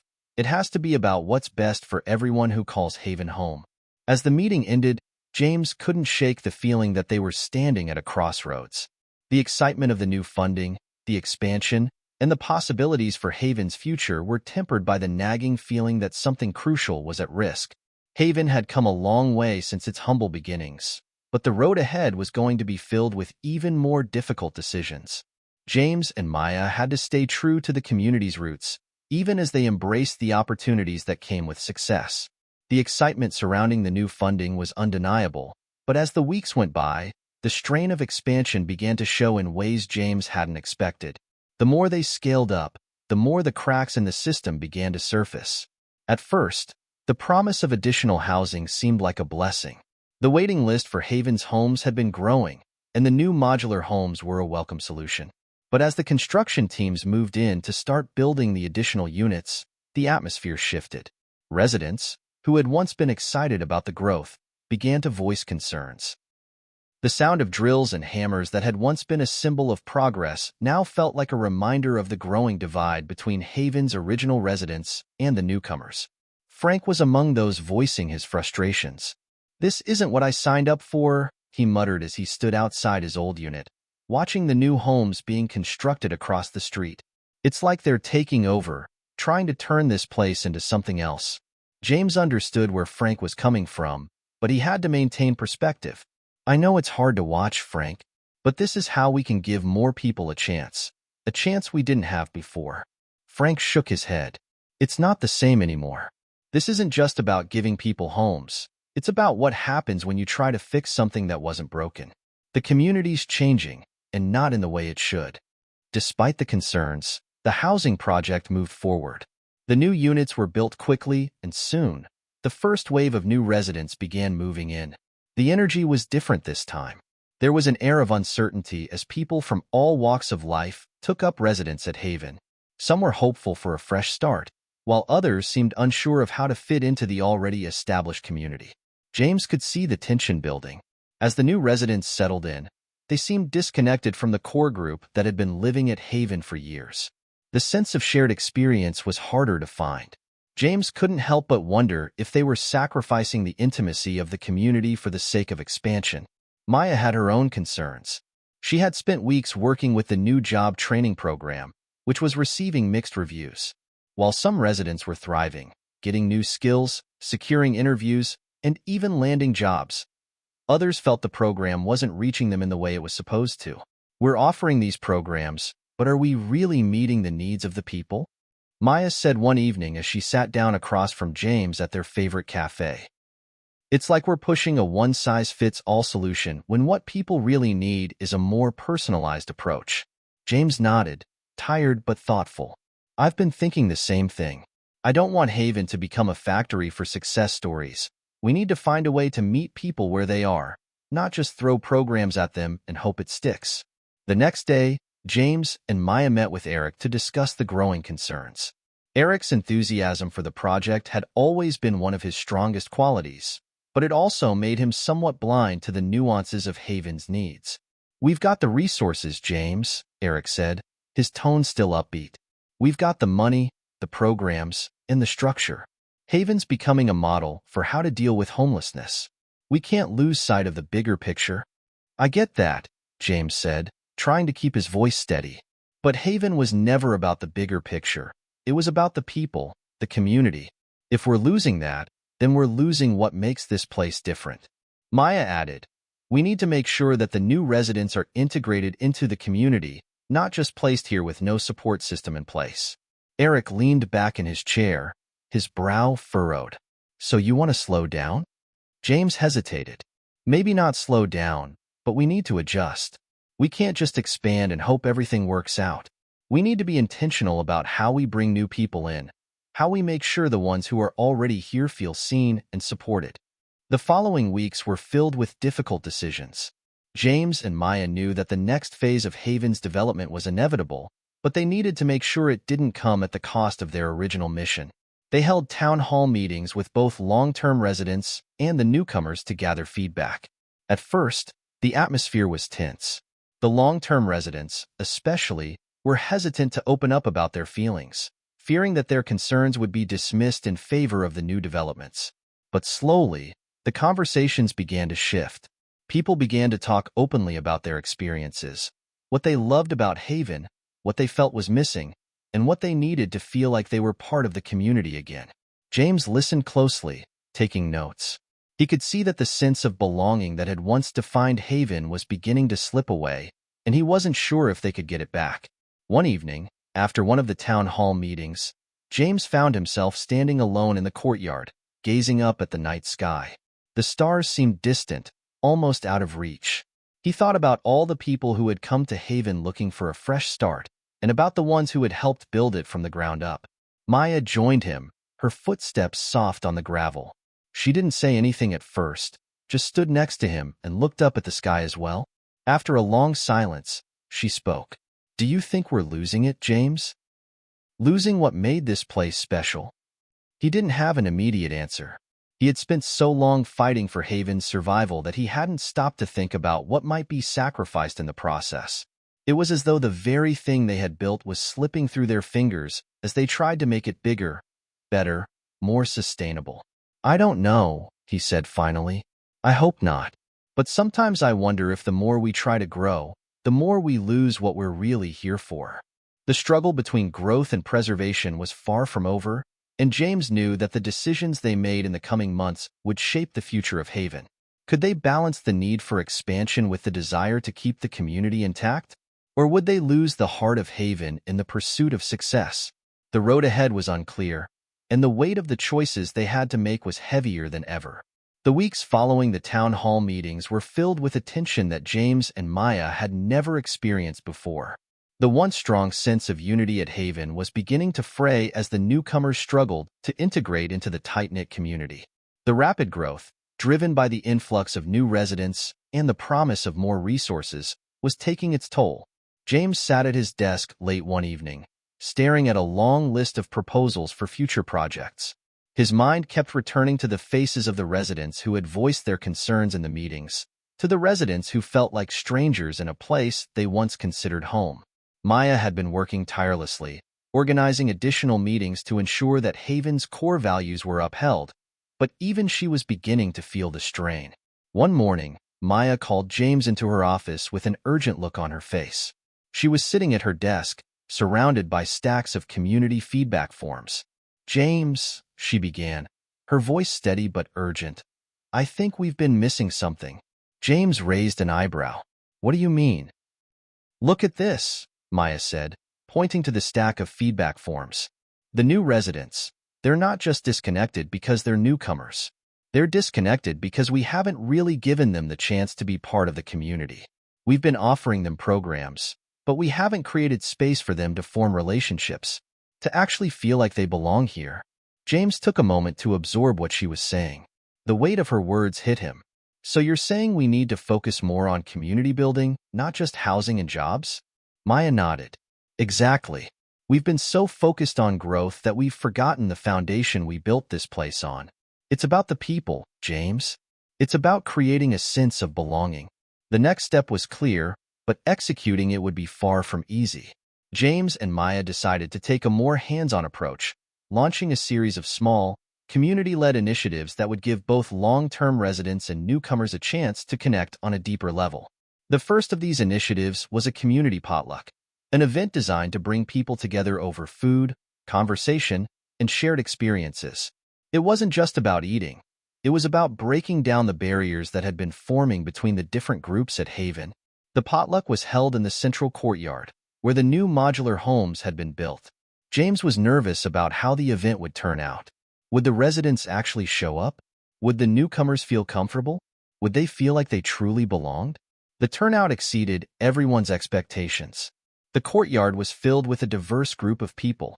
Some were longtime residents who had seen Haven through its toughest days, while others were new to the community, hoping for a fresh start. There were plates of food from every culture and background, reflecting the melting pot that Haven had become. James and Maya walked around, making sure to introduce themselves to as many people as possible. It didn't take long before they noticed a shift in the atmosphere. The tension that had been palpable in the past weeks was beginning to dissipate. People were laughing, talking, and even sharing stories about their lives outside of Haven. One moment stood out to James. As he was chatting with an older resident, he noticed a young woman named Emma, who had recently moved into one of the new homes, standing near a small group of longtime residents. She was nervously clutching her plate, unsure of how to join the conversation. But then, an older woman named Linda, who had lived at Haven for years, walked up to her and said, "You look like you could use a friend. Come sit with us." It was a small moment, but it was exactly what Haven needed, a bridge between the old and the new. The community, for the first time in a while, felt like it was truly coming together again. Over the next few weeks, James and Maya continued to push for more community-building activities. They introduced weekly meetups where residents could share their skills, talents, and stories with one another. Maya organized a mentorship program, pairing long-term residents with newcomers to help them adjust and feel more at home. It was a slow process, but the results were undeniable. The divide between the original residents and the new arrivals began to close. People were no longer just living in Haven. They were becoming a part of it. They were taking ownership of the community, and in turn, Haven was becoming more than just a place to stay. It was becoming a family again. One evening, as James and Maya walked through the courtyard, they stopped to watch a group of kids playing a pickup game of basketball. The sound of laughter echoed in the air, and for a moment, everything felt right. "I think we're getting there," Maya said softly, her eyes on the kids. "It's going to take time, but I think we're finally building something that lasts." James smiled, feeling the weight on his shoulders lighten. "Yeah, I think we are." As Haven continued to grow, the challenges didn't disappear, but the community that had been struggling to stay connected was beginning to heal. James knew there was still work to be done, but for the first time in a long while, he felt hopeful about the future. Haven had weathered its storm. Now, it was ready to thrive. Despite the renewed sense of unity at Haven, something darker was beginning to loom on the horizon. The success of the community-building efforts, the potlucks, the mentorship programs, and the shared experiences were undeniable, but James couldn't shake the feeling that they were still fighting against an underlying current, something that threatened to unravel everything they had worked so hard to build. It began subtly. A few residents started to express dissatisfaction, not with the community itself, but with the promises Haven had made. They had come to expect a certain level of stability, a promise that Haven would provide a long-term solution to their struggles. But as Haven expanded, some began to feel like the scale of the changes was too much, too fast. James had been attending one of the regular community meetings when a new voice raised a concern that no one had expected. "I don't feel safe anymore," said a man named George, who had been one of Haven's early residents. His face was drawn with exhaustion, his voice shaking with emotion. "When I first came here, I thought I found a place where I could be safe, where I didn't have to worry about anything. But now, with all these new people moving in, it doesn't feel like it's mine anymore." The room fell into an uncomfortable silence. George wasn't alone in his feelings. There were murmurs of agreement from other long-term residents who, despite the success of the community events, were beginning to feel like outsiders in their own home. James found himself sitting in the quiet of his office, staring at the feedback forms again. He couldn't ignore the truth in what George had said. As much as Haven had become a place of healing, the foundation was cracking under the weight of its own expansion. The diversity of experiences and backgrounds that had once made the community rich and vibrant was now starting to feel overwhelming. The residents who had helped build Haven from the ground up felt a sense of alienation from the newcomers. Maya stopped by his office later that evening, her expression serious. "Have you read the new feedback forms? It's not just George. There's a growing sentiment that Haven is changing too much, too fast. Some people are even questioning whether we've lost sight of what we were supposed to be." James sighed, rubbing his temples. "I knew it was coming, but it doesn't make it any easier to hear." The next day, James decided to take a walk around Haven. He didn't want to just sit in his office. He wanted to see for himself how the community was really feeling. He passed by the basketball court where the kids had been playing just a few weeks ago. The sound of laughter was gone. Instead, a few residents stood in small groups, talking in low voices. James noticed that the older residents who had been so welcoming at the potluck now seemed to be keeping to themselves. The divide between them and the newcomers was becoming more pronounced. He approached one of the groups, a mix of both new and long-term residents. The conversation stopped as he got closer, and they all looked at him expectantly. James smiled, trying to remain positive. "How's everything going?" he asked, but his voice faltered slightly as he saw the lack of warmth in their responses. "Not bad," said a young man named Tony, who had recently moved into one of the new homes. "But there's a lot of tension around here. People don't seem to know where they belong anymore." James nodded, understanding more than he let on. "Do you feel like the community's changing?" Tony hesitated. "Yeah, I think we all came here looking for a fresh start. But now, I don't know. It's like there's a sense of ownership over this place that makes it hard to feel like you're truly a part of it. Later that evening, James sat down with Maya to discuss the growing unrest. The hope he had felt in the weeks before seemed to be slipping away. The programs, the potlucks, the mentorships, all of it seemed like it wasn't enough to bridge the divide. "We can't just ignore what's happening," Maya said, her voice tense. "We can't keep growing without addressing the fact that the very people who helped create Haven are starting to feel alienated. If we don't address this, everything we've worked for could fall apart." James ran his fingers through his hair, exhausted. "But what do we do? We've already tried to integrate the newcomers into the community, but it's not enough. They feel like outsiders, and now the people who were here before them feel the same way. How do we fix that?" Maya looked at him with a piercing gaze. "We start by acknowledging that there's a problem, and then we figure out how to bridge that gap. We can't keep treating Haven like it's just a place to live. We have to make sure it's a place where everyone feels like they're part of something. That means doing the hard work of uniting these two groups." The following days were filled with meetings and deep discussions about the future of Haven. James and Maya decided to take a bold step. They called for another town hall meeting, but this time, they would focus exclusively on the growing divide between the original residents and the newcomers. It wasn't going to be easy, but they knew it was the only way to truly move forward. The meeting was set for the following week, and the tension in the air was palpable. People from both sides of the divide, those who had been at Haven from the beginning and those who had joined more recently, gathered in the central courtyard, waiting for the discussion to begin. James stood in front of the crowd, looking at the faces of the residents who had trusted him to lead them. It was a moment of reckoning. He could feel the weight of the responsibility on his shoulders, and he knew that this meeting would define the future of Haven. "We've come a long way together," James began, his voice steady but filled with emotion. "But right now, we're facing a challenge that none of us expected. There's a divide between our old residents and the new ones, and it's tearing at the fabric of what we've built here." He paused, letting the words sink in. "I want to hear from all of you. What do you need to feel like you belong here?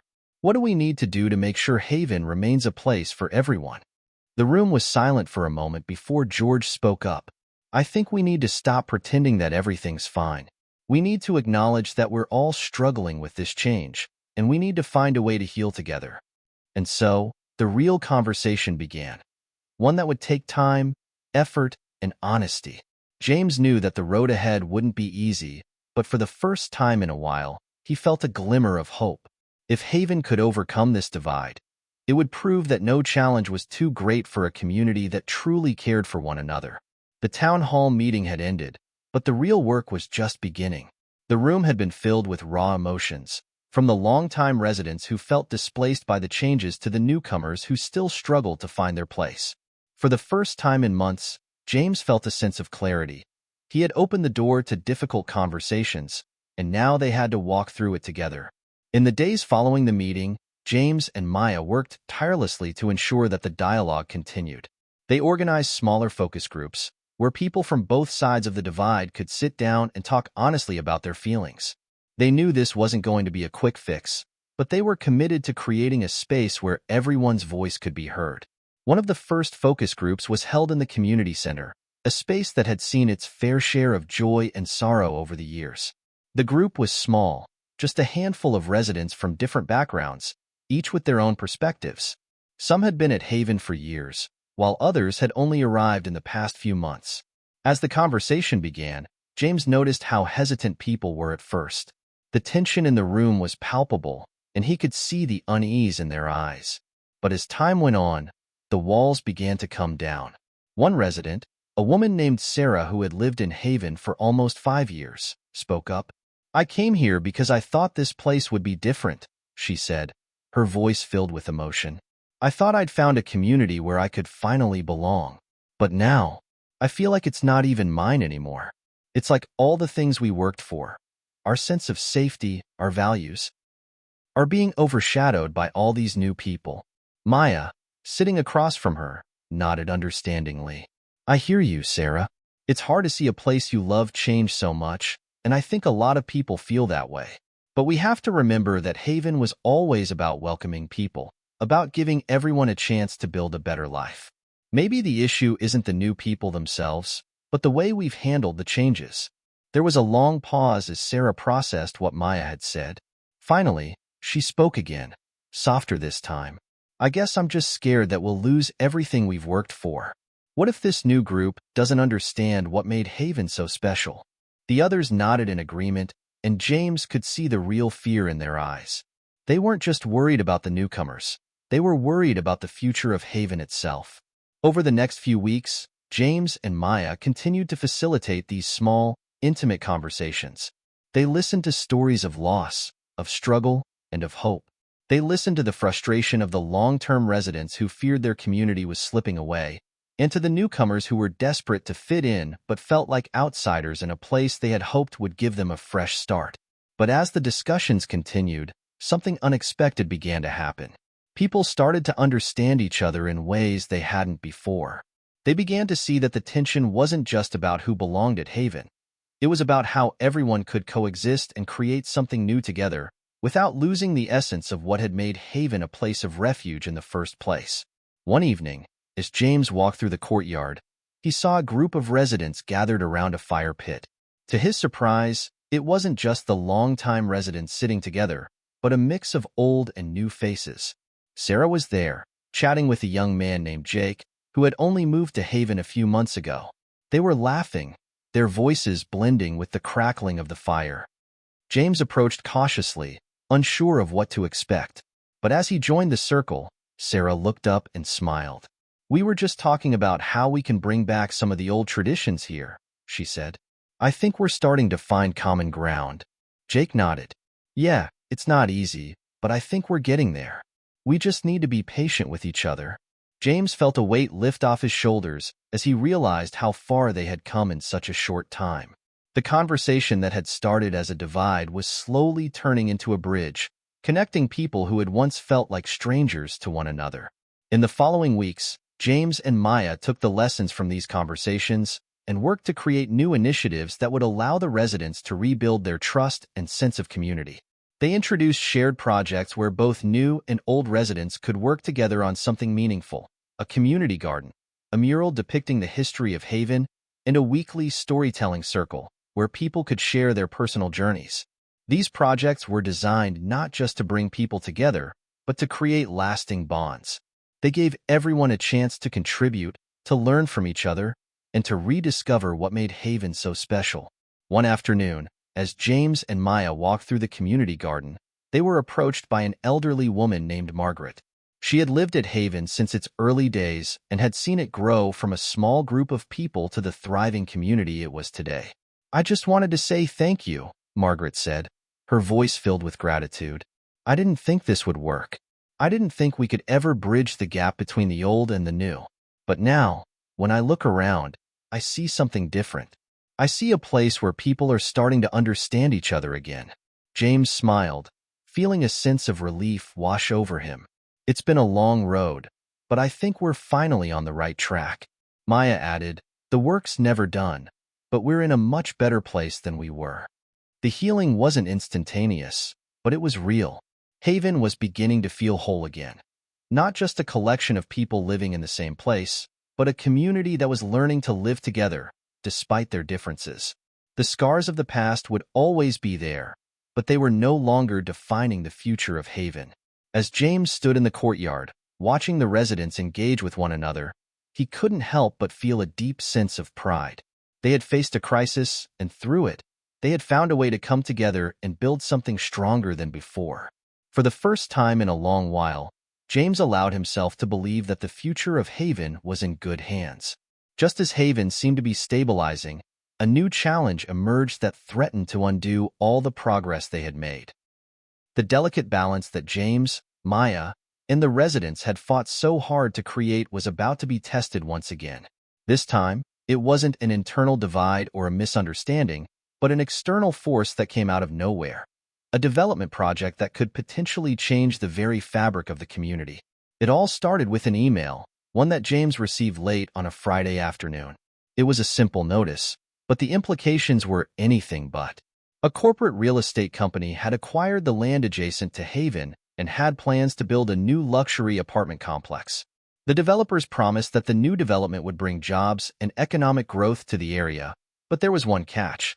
The project would require the displacement of several of the homes at Haven in order to make room for the new construction. James sat at his desk, staring at the email in disbelief. He had heard rumors about new developments in the area, but he had never imagined that one of them would directly threaten Haven. The city had been growing rapidly, and it was no secret that land developers had been eyeing the area around Haven for years. But for Haven to be on the chopping block, it was unthinkable. Maya came into the office just as James was processing the news. "What's going on?" she asked, sensing the tension in the air. James handed her the email without saying a word. She read it through carefully, her face growing more serious with each passing moment. "This is bad, James. If they go through with this, it could split the community in half. We've worked so hard to build something here, and now it's being threatened by a corporate developer who only sees dollar signs." James nodded, his mind racing with possible solutions. "We can't let this happen. We've worked too hard to let it all slip away." In the following days, James and Maya met with the Haven leadership team and organized a series of emergency meetings with the residents. The mood was tense as people began to process the news. The residents who had only recently begun to feel secure in their homes now faced the possibility of losing everything. Long-term residents, who had already experienced the pain of displacement in the past, were particularly devastated. Some even questioned whether it was worth continuing the fight to protect Haven. "Why should we fight for a place that the city doesn't even care about?" one resident named Carl asked during a meeting. "They've always seen us as disposable, just another part of their urban expansion." Maya spoke up quickly. "Because Haven is not just a place, it's a symbol. It's a community we've built together, and we can't let anyone take that away from us without a fight." James could feel the weight of the situation pressing down on him. The battle ahead would not be easy, but he refused to let Haven fall without a fight. "We need to get organized," he said. "We need to make our voices heard. If we stand together, we have a chance. We can't just sit back and let this happen." The weeks that followed were filled with meetings, protests, and strategy sessions. James and Maya worked closely with the residents to organize a campaign to stop the development. They petitioned the city council, rallied local community groups, and used social media to spread the word about Haven's plight. For the first time in months, the community was united once again.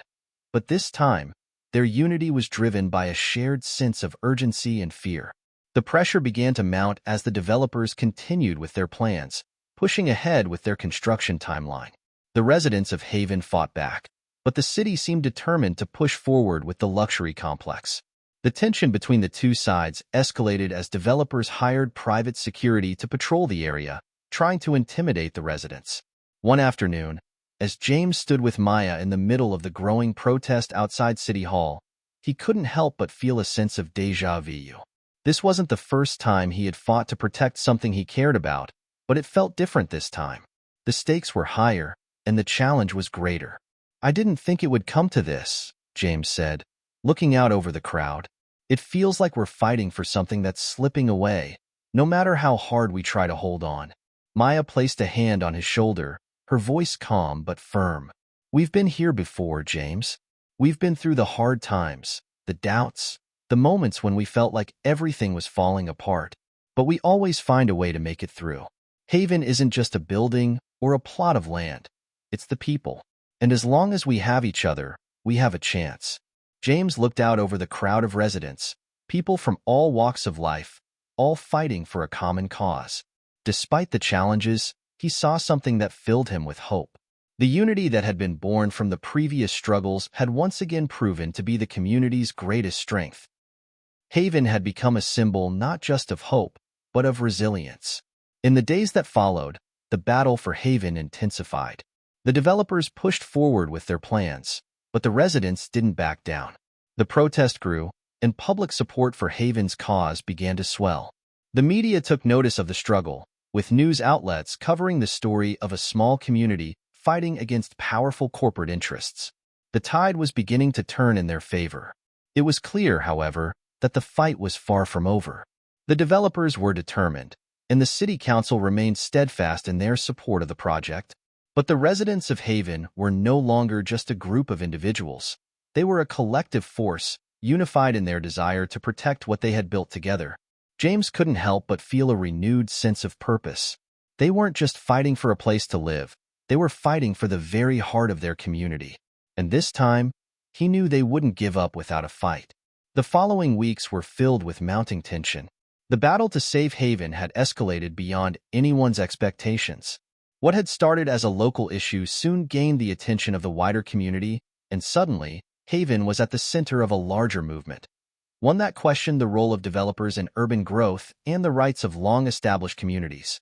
James could feel the weight of responsibility pressing on him every day, but he refused to let the fight go silent. The first major victory came when the media began covering the protest more intensely. Journalists from local and national outlets began arriving at Haven, capturing footage of the residents speaking passionately about what was at stake. The stories they told resonated with people across the country. Stories of families who had lived in the area for generations, stories of people who had come to Haven to escape homelessness or rebuild their lives, and stories of neighbors who had come together to create something special, something that couldn't be measured in profits or square footage. Maya had become the voice of the movement, leading interviews, giving speeches, and bringing attention to the emotional, human side of the story. James, although less comfortable in the public eye, continued to strategize behind the scenes, coordinating with city officials, lawyers, and community leaders to craft a legal case that would challenge the development plans. One evening, James and Maya sat together in the community center, the walls filled with photos of past events, memories of a time when the center had been a safe haven for many. "We're making progress," Maya said, her voice tinged with both hope and exhaustion. "But I can't help but feel like they're going to find a way to bulldoze through all of this. The developers have so much money, so much influence." James leaned forward, his fingers tapping the table thoughtfully. "I won't let them. We've come this far. We've got more than just public support now.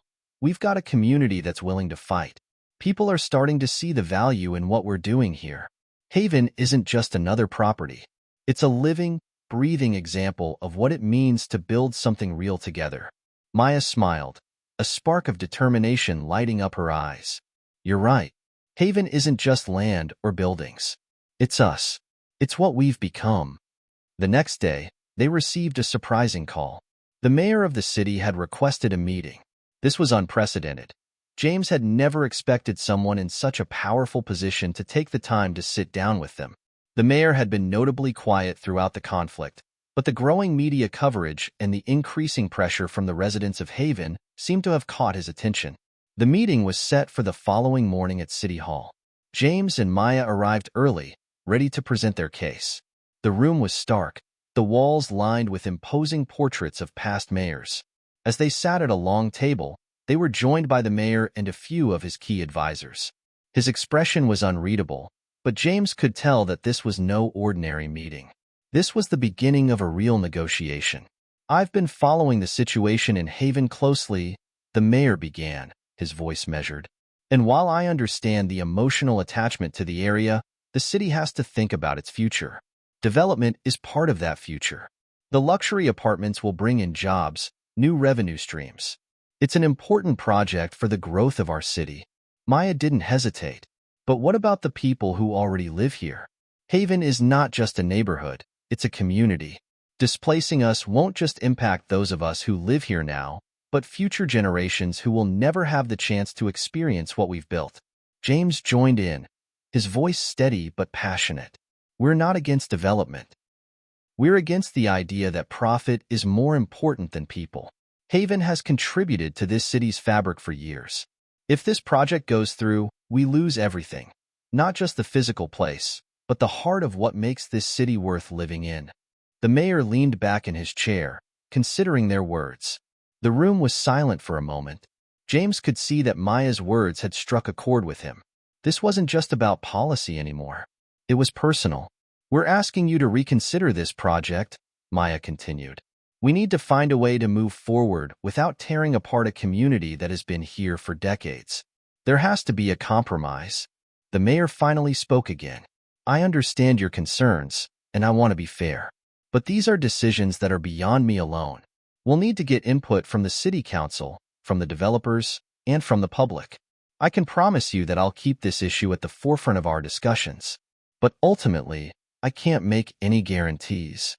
The meeting ended with no clear resolution, but the mayor's willingness to engage was a step forward. For the first time, James felt a flicker of hope. They had successfully opened a dialogue with the very people who could make or break their fight. The next steps would be crucial. Now, it was a matter of turning that small opening into something concrete. In the weeks that followed, James and Maya worked tirelessly, attending more city council meetings, pushing for hearings on the development, and continuing their protests. But just as they felt they might be gaining some ground, a new obstacle appeared. A powerful business tycoon, a major backer of the development project, began publicly denouncing Haven's movement, calling the residents obstructionists and idealists who don't understand the realities of urban growth. The media seized on the story, painting the residents as out-of-touch dreamers standing in the way of progress. The narrative shifted, and now the residents were fighting not just for their homes, but for their reputation. They were seen as underdogs, battling against the corporate machinery, but the fight had become even more complicated. The tension in the community grew, as some residents began to question whether they could really win against the overwhelming power of money and influence. In a meeting one evening, as James and Maya discussed their next steps, Maya looked at James with a weary but determined expression. "We're up against so much, aren't we?" she said. "I sometimes wonder if we can keep this up." James took a deep breath. "I won't stop fighting, Maya. I've seen too much to back down now. And Haven deserves better than to be sold off to the highest bidder." Maya smiled, a hint of hope returning to her eyes. "Then let's keep fighting. Together." The battle for Haven had reached a breaking point. What had begun as a fight to preserve a community had turned into an exhausting, all-consuming struggle. The residents, despite their unity and determination, were feeling the weight of the fight. The emotional toll was beginning to show. Tensions were high, and everyone was questioning whether they could keep pushing forward. It was a late evening when James and Maya sat in the community center, surrounded by a few key residents. The room was quieter than usual. There were no lively discussions, no heated debates, just silence. The exhaustion of months of protests, meetings, and uncertainty had taken its toll on everyone. Even the once thriving sense of solidarity seemed to be slipping away. "I don't know how much longer we can keep this up," Carl, a longtime resident, said quietly from across the table. "The developers keep throwing money at the city, and we're just here, arguing, hoping." "I get it, Carl," James said, rubbing his temples. "It feels like we're fighting a losing battle. But we can't give up now. Haven is more than just four walls and a roof. It's the heart of this city for so many of us."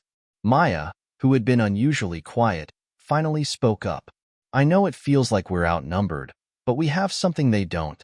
We have something real. We have people, our community."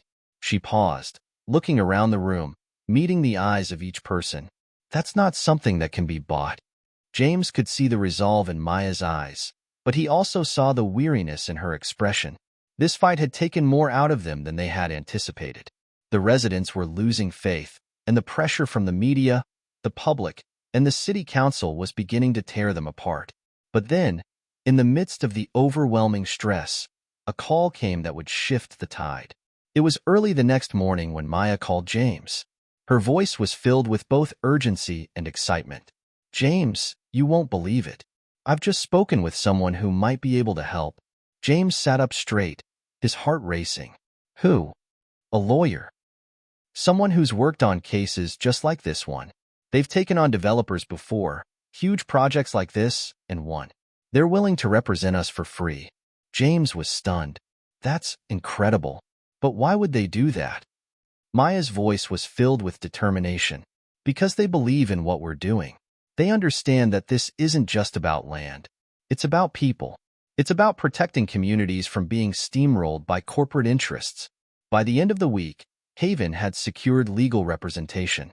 The lawyer, a woman named Karen Stone, had a reputation for taking on the big players, corporate giants and real estate moguls who thought they could push through anything without consequence. Her passion for community rights and social justice was evident in every word she spoke. Karen's first piece of advice was clear. Haven needed to prove that the development was not in the best interest of the city or the residents. It wasn't just about saving homes.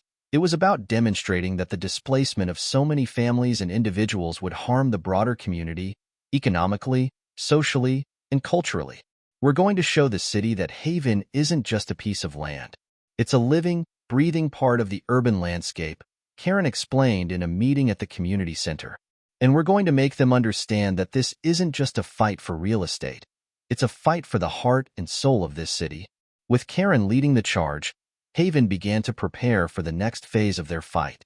They needed to gather evidence, create a compelling case, and ensure that the people of the city understood the full impact of the developers' plans.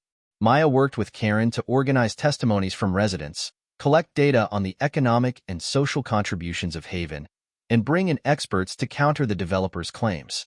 As the weeks passed, the residents of Haven found new hope.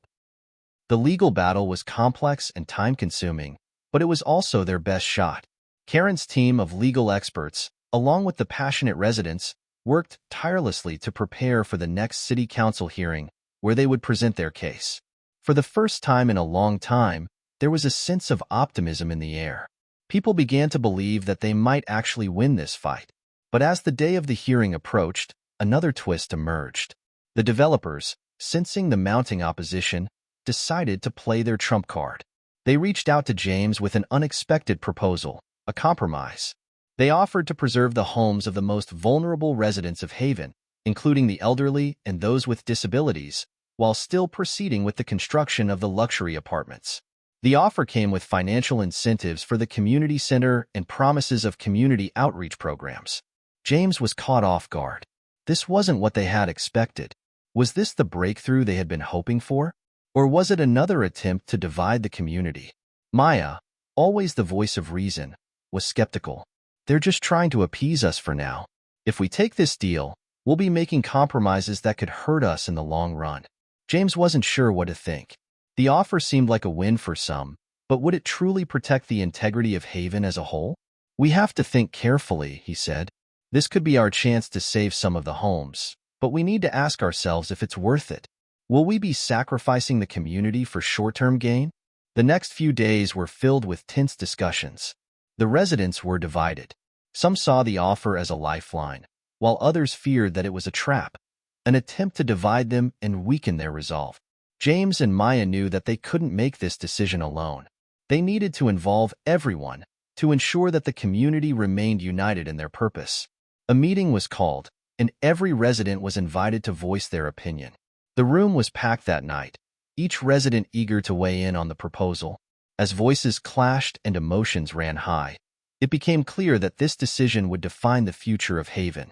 Would they accept the offer and preserve part of their community? Or would they continue to fight for the preservation of Haven in its entirety, risking everything in the process? The night of the meeting was tense. Haven's community center, usually a place of warmth and camaraderie, was filled with a palpable air of anxiety. The residents had gathered, ready to discuss the developer's new proposal. Their unity had already been tested, but now, with the developers offering a potential compromise, it felt as if the foundation of their fight was being questioned. James stood at the front, his eyes scanning the room. Every seat was filled, every face serious. He could feel the weight of the moment on his shoulders. This wasn't just about negotiating a deal. It was about determining the future of Haven, a future that had already been shaped by so much struggle. Maya stood beside him, her face calm but resolute. She had always been the voice of reason, but even she seemed uncertain about what lay ahead. This decision would be one of the hardest they had ever made. James cleared his throat, signaling for the room to settle. The murmurs died down, and all eyes turned to him. "We've come a long way," he began, his voice steady but with an underlying edge of emotion. "But this is the hardest choice we've had to face. The developers have made us an offer, one that, on the surface, sounds reasonable. They're offering to preserve some of the homes for the most vulnerable among us. They'll continue with the luxury apartments, but there are promises for the community center, for financial support, for outreach programs." He paused, looking around at the residents. I'm not going to pretend like this is an easy decision. Some of us might see this as a victory. Others will think it's a way to placate us, to divide us. But the bottom line is this: no matter what we choose, it must be in the best interest of everyone in Haven, not just a few. Maya added, her voice steady. I know it's tempting to take what we can get. It might feel like the best way to protect some of our homes. But we fought too hard to let this project move forward in any way that will tear apart what we've built here. Haven is more than just a few houses. It's the lifeblood of this community. A few voices rose from the crowd, some in agreement, others expressing doubts. Carl, one of the older residents who had lived in Haven for decades, stood up from his seat. His voice, raspy with age, carried the weight of experience. I've seen offers like this before, Carl said, his hands trembling slightly as he gripped the back of his chair. They'll give you a piece of the pie, make you feel like you've won, but it's all smoke and mirrors. The developers will still get what they want, and we'll be left with nothing but promises. Another resident, Sarah, who had been one of the first to join the protests, spoke up. I think Carl's right. We can't let them divide us. If we give in now, what happens to the rest of us? What happens to the heart of Haven? We fight for all of us, not just for some. But not everyone agreed. A young man named Marcus, who had only moved to Haven a few years ago, stood up, his voice filled with frustration. We're all acting like we can hold on to everything. We can't. The city is changing. We're not going to win this fight if we don't compromise. Maybe this is our chance to save some of what we love about Haven. What's wrong with taking the deal and at least saving something? The room erupted in voices, some agreeing with Marcus, others vehemently opposed. James felt the tension rise, the emotional stakes more apparent than ever. It was clear that this was no longer just about land. It was about pride, about identity, and about what kind of future they wanted to build. Maya stepped forward, raising her hand to silence the crowd. This isn't about compromise for the sake of compromise, she said firmly. This is about standing up for what Haven represents. If we take this deal, we're telling them that it's okay to tear down the heart of this community as long as they give us a few scraps. And that's not who we are. The room fell quiet again. James could feel the heat of the debate, but he knew they were at a crossroads. He had seen firsthand how much Haven meant to these people, how much they had all sacrificed to build this place into something special. But the reality was also undeniable. Some of the residents were afraid that if they didn't take the deal, they might lose everything. We're all scared, James said, his voice breaking through the silence. But we've been fighting this fight for too long to back down now. We don't just need to save some of Haven, we need to save all of it. And we need to show the city, the developers, and everyone else that this is our home, and we won't let anyone take it from us. The room was still. Maya gave him a look, and for a moment, James wasn't sure whether it was one of approval or concern. But then, slowly, other residents began to speak up, their voices filled with renewed energy. I'm with James, said Sarah. We can't let them divide us. If we take this offer, we're telling the city that we're okay with losing everything. I'm with James too, Carl said, his voice strong. I've fought too many battles in my life to settle for less than what we deserve. One by one, the residents of Haven began to stand up, their resolve growing. The voices of doubt were still there, but they were being drowned out by the chorus of people who refused to give up. James felt a rush of emotion, a surge of energy. This was the moment they had been waiting for. The community had spoken, and they were not backing down. The next day, James and Maya met with Karen Stone to discuss the next steps. The decision had been made. They were not going to accept the developer's offer. They would continue the fight to save Haven in its entirety. Karen was impressed by their resolve. You've made the right choice. Now we fight harder than ever. We'll take the developers to court if we have to, and we'll make sure the city knows exactly what's at stake. The fight for Haven had reached its most crucial phase. The residents were no longer divided. They were united, more determined than ever. The developers might have thought they had the upper hand, but Haven had something far stronger: the unyielding will of a community that refused to let go. As the legal battle intensified, the stakes grew higher. The future of Haven would be decided in the next few months, and James knew that whatever the outcome, they had already won something priceless: their unity. The courtroom was packed. It wasn't just the residents of Haven who had come to witness the battle. It was the media, city officials, and supporters from all over. The tension in the air was almost palpable, and James felt his nerves tightening. He had been through many protests, countless meetings, and endless debates. But this, the courtroom, was different. This was where everything they had fought for would be decided. Maya sat beside him, her gaze focused, her hand resting lightly on his. Her calm presence gave him a little comfort, but he could see the same anxiety in her eyes. The stakes were higher now, and the outcome was uncertain. In front of them, the developer's legal team sat in sleek suits, exuding confidence. They had the financial backing, the political influence, and the resources to bulldoze through any opposition. But they didn't have Haven's people, and for the first time, James felt an overwhelming sense of pride in the community they had fought to protect. The judge entered, and the room fell silent. The proceedings began, with the opposing sides presenting their arguments. The developer's team went first, led by a polished attorney named Mr. Hargrove. He stood with a commanding presence, delivering his opening statement with calculated precision. "We are here today to discuss an important issue: the development of this land. The city has long needed a revitalization, and the developers have a plan that will bring jobs, economic growth, and a much-needed facelift to the area. The proposed luxury apartments and mixed-use spaces will serve as a beacon of progress for the city. The residents of Haven, while well-meaning, are simply holding up progress. The development will not only enhance the city's economy, but also provide the community with new services, parks, and resources that will directly benefit them." He paused, turning toward the jury. "Our proposal is reasonable and fair, and we believe the court should approve the project without delay."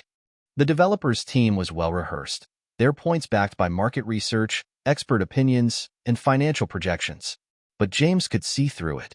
They were offering promises and statistics, nothing about the heart of the community, nothing about the real lives that would be upended in the process. Next, Karen Stone stood up. The contrast between her calm but fierce demeanor and the developer's aggressive tactics was striking. She took a deep breath before addressing the judge and the jury. "Your Honor, members of the jury," Karen began, her voice steady, yet carrying the weight of the years she had spent fighting for justice. "We are not here to stop progress. We are here to fight for a community that has been a part of this city for decades. Haven is not just a collection of houses.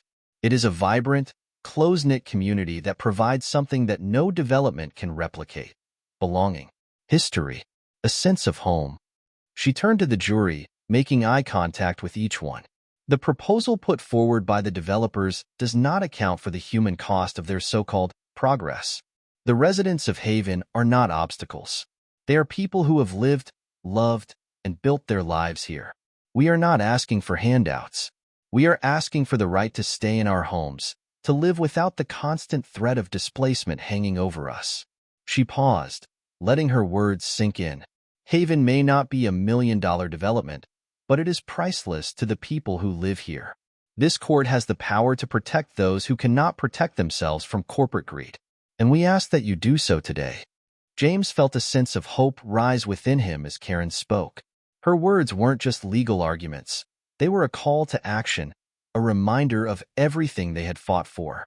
He glanced at Maya, who was holding his hand a little tighter now, her face showing a mixture of hope and determination. The courtroom was quiet as Karen finished her statement, and the weight of the room seemed to shift. There was a new energy in the air, a collective sense that the developer's polished, corporate rhetoric was being countered with something far more powerful: truth. The trial continued for several weeks, with both sides presenting evidence and calling witnesses. The residents of Haven shared their stories of families who had lived in the neighborhood for generations, of neighbors who had helped each other through thick and thin. They spoke of the importance of their community center, of the small businesses that had thrived in the area, and of the impact that the developer's project would have on their lives. Karen brought in experts, urban planners, social scientists, economists, who testified that the proposed development would likely drive up property values, making it even harder for low-income families to stay in the area.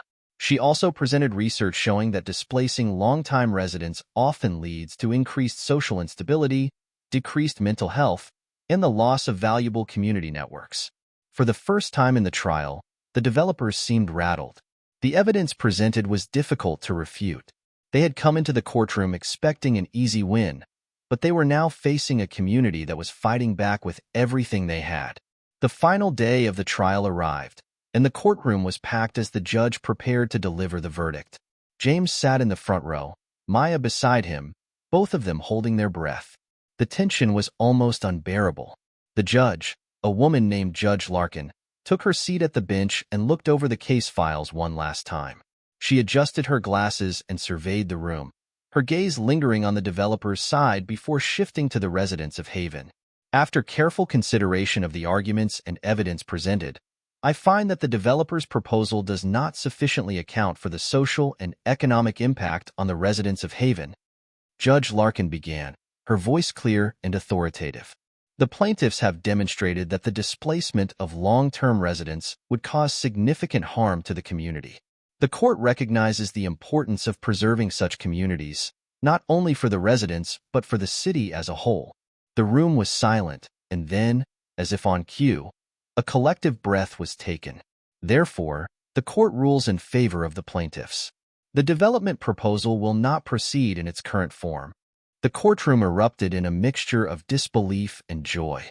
The developers' attorneys looked stunned, as though they had just been blindsided.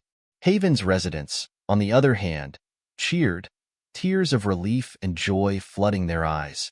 It wasn't just a legal victory. It was a victory for community, for resilience, and for the heart of the city. James turned to Maya, his voice thick with emotion. "We did it. We really did it." Maya smiled, her eyes shining with tears. "We did." As they walked out of the courtroom, hand in hand, James felt the weight of the past few months lift from his shoulders. The fight wasn't over.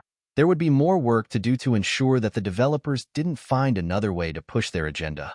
But for now, for today, they had one. And that was enough. The residents of Haven had stood together and proven that they could protect what mattered most. The future of the community was secure, for now. And as James looked out over the sea of smiling faces, he knew that this was just the beginning of a new chapter for Haven. The streets of Haven were alive with the kind of energy that hadn't been felt in years. After the court ruling, the neighborhood seemed to breathe a collective sigh of relief, but the journey was far from over. James and Maya, along with the rest of the community, knew that their victory was only the first step in a much larger battle. They had to stay vigilant, work together, and continue fighting for what they had won. James stood outside the community center, watching as people gathered for the celebration. There were balloons, music, and laughter filling the air, but it was the conversations that mattered most. People were talking about what the future would look like now that they had protected their homes, their livelihoods. For many, the court's decision had felt like a miracle, a testament to what they could achieve when they stood united. Maya came up to him, her face glowing with pride. "This is just the beginning, James," she said, wrapping her arms around him. "We've done something amazing today, but we can't forget the work we still need to do." He nodded, but for the first time in a long while, he allowed himself to feel the weight of relief.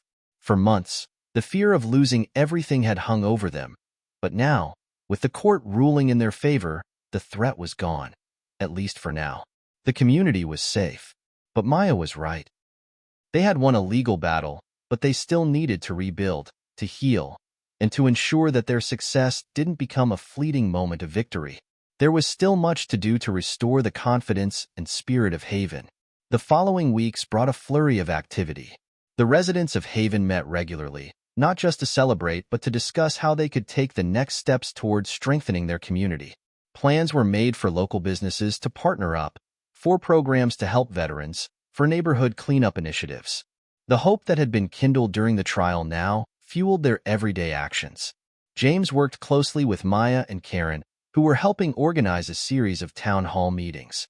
They invited city officials, developers, and even those who had opposed the lawsuit to come and hear directly from the residents. It wasn't just about protecting their homes anymore. It was about reshaping the future of Haven and making it a place where everyone could thrive. On the other side, the developers had not taken the court ruling lightly.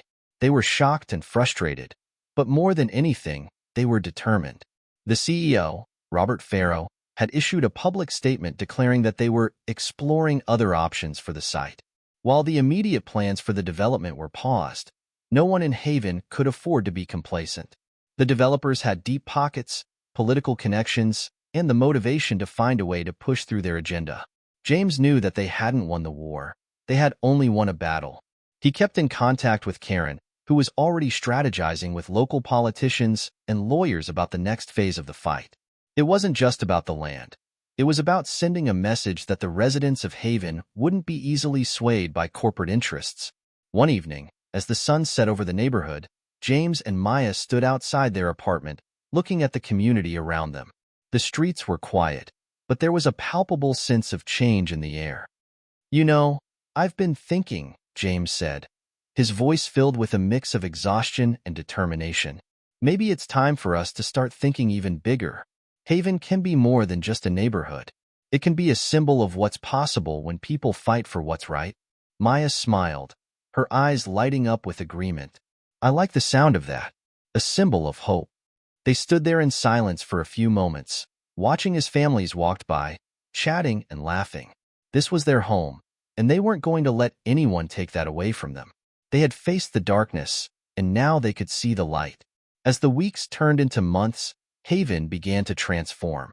The community rallied behind local initiatives, creating new spaces for creativity and growth. Artists painted murals on the sides of buildings, reflecting the neighborhood's vibrant culture and rich history. Volunteers helped restore older homes, preserving the character of the area while improving safety and comfort. People who had been displaced by the developers' initial plans were welcomed back, given resources to rebuild their lives. James and Maya, along with the other leaders of the movement, continued to push for policies that protected low-income neighborhoods from being torn apart by developers. They worked tirelessly to engage with city leaders, pushing for zoning laws that would prioritize affordable housing and community-driven development. But perhaps the greatest victory of all was the change in the mindset of the residents of Haven. They no longer saw themselves as powerless victims of gentrification. They saw themselves as active participants in shaping their future. The fight had sparked a new sense of ownership and pride within the community, and that, more than anything, was the most powerful change of all. In the end, the developers retreated. Unable to push through their plans under the weight of public resistance, they sought alternative investments. The victory in the courtroom, combined with the momentum from the community, had made it impossible for them to continue. But even after the final decision was made, James and Maya knew they couldn't let their guard down. They had learned that the fight for justice was ongoing, that it required constant vigilance and commitment. As for Haven, it had found its voice. It had survived a storm and emerged stronger, more unified than ever before. And in the heart of it all were the people, the residents who had refused to be pushed out, who had stood together and proved that even in the face of seemingly insurmountable odds, they could protect what they loved. James looked at Maya, their hands clasped together as they walked through the now familiar streets. There was still work to be done, but for the first time, he truly believed in the power of community. And as they moved forward into an uncertain future, he knew one thing for sure: Haven would never back down.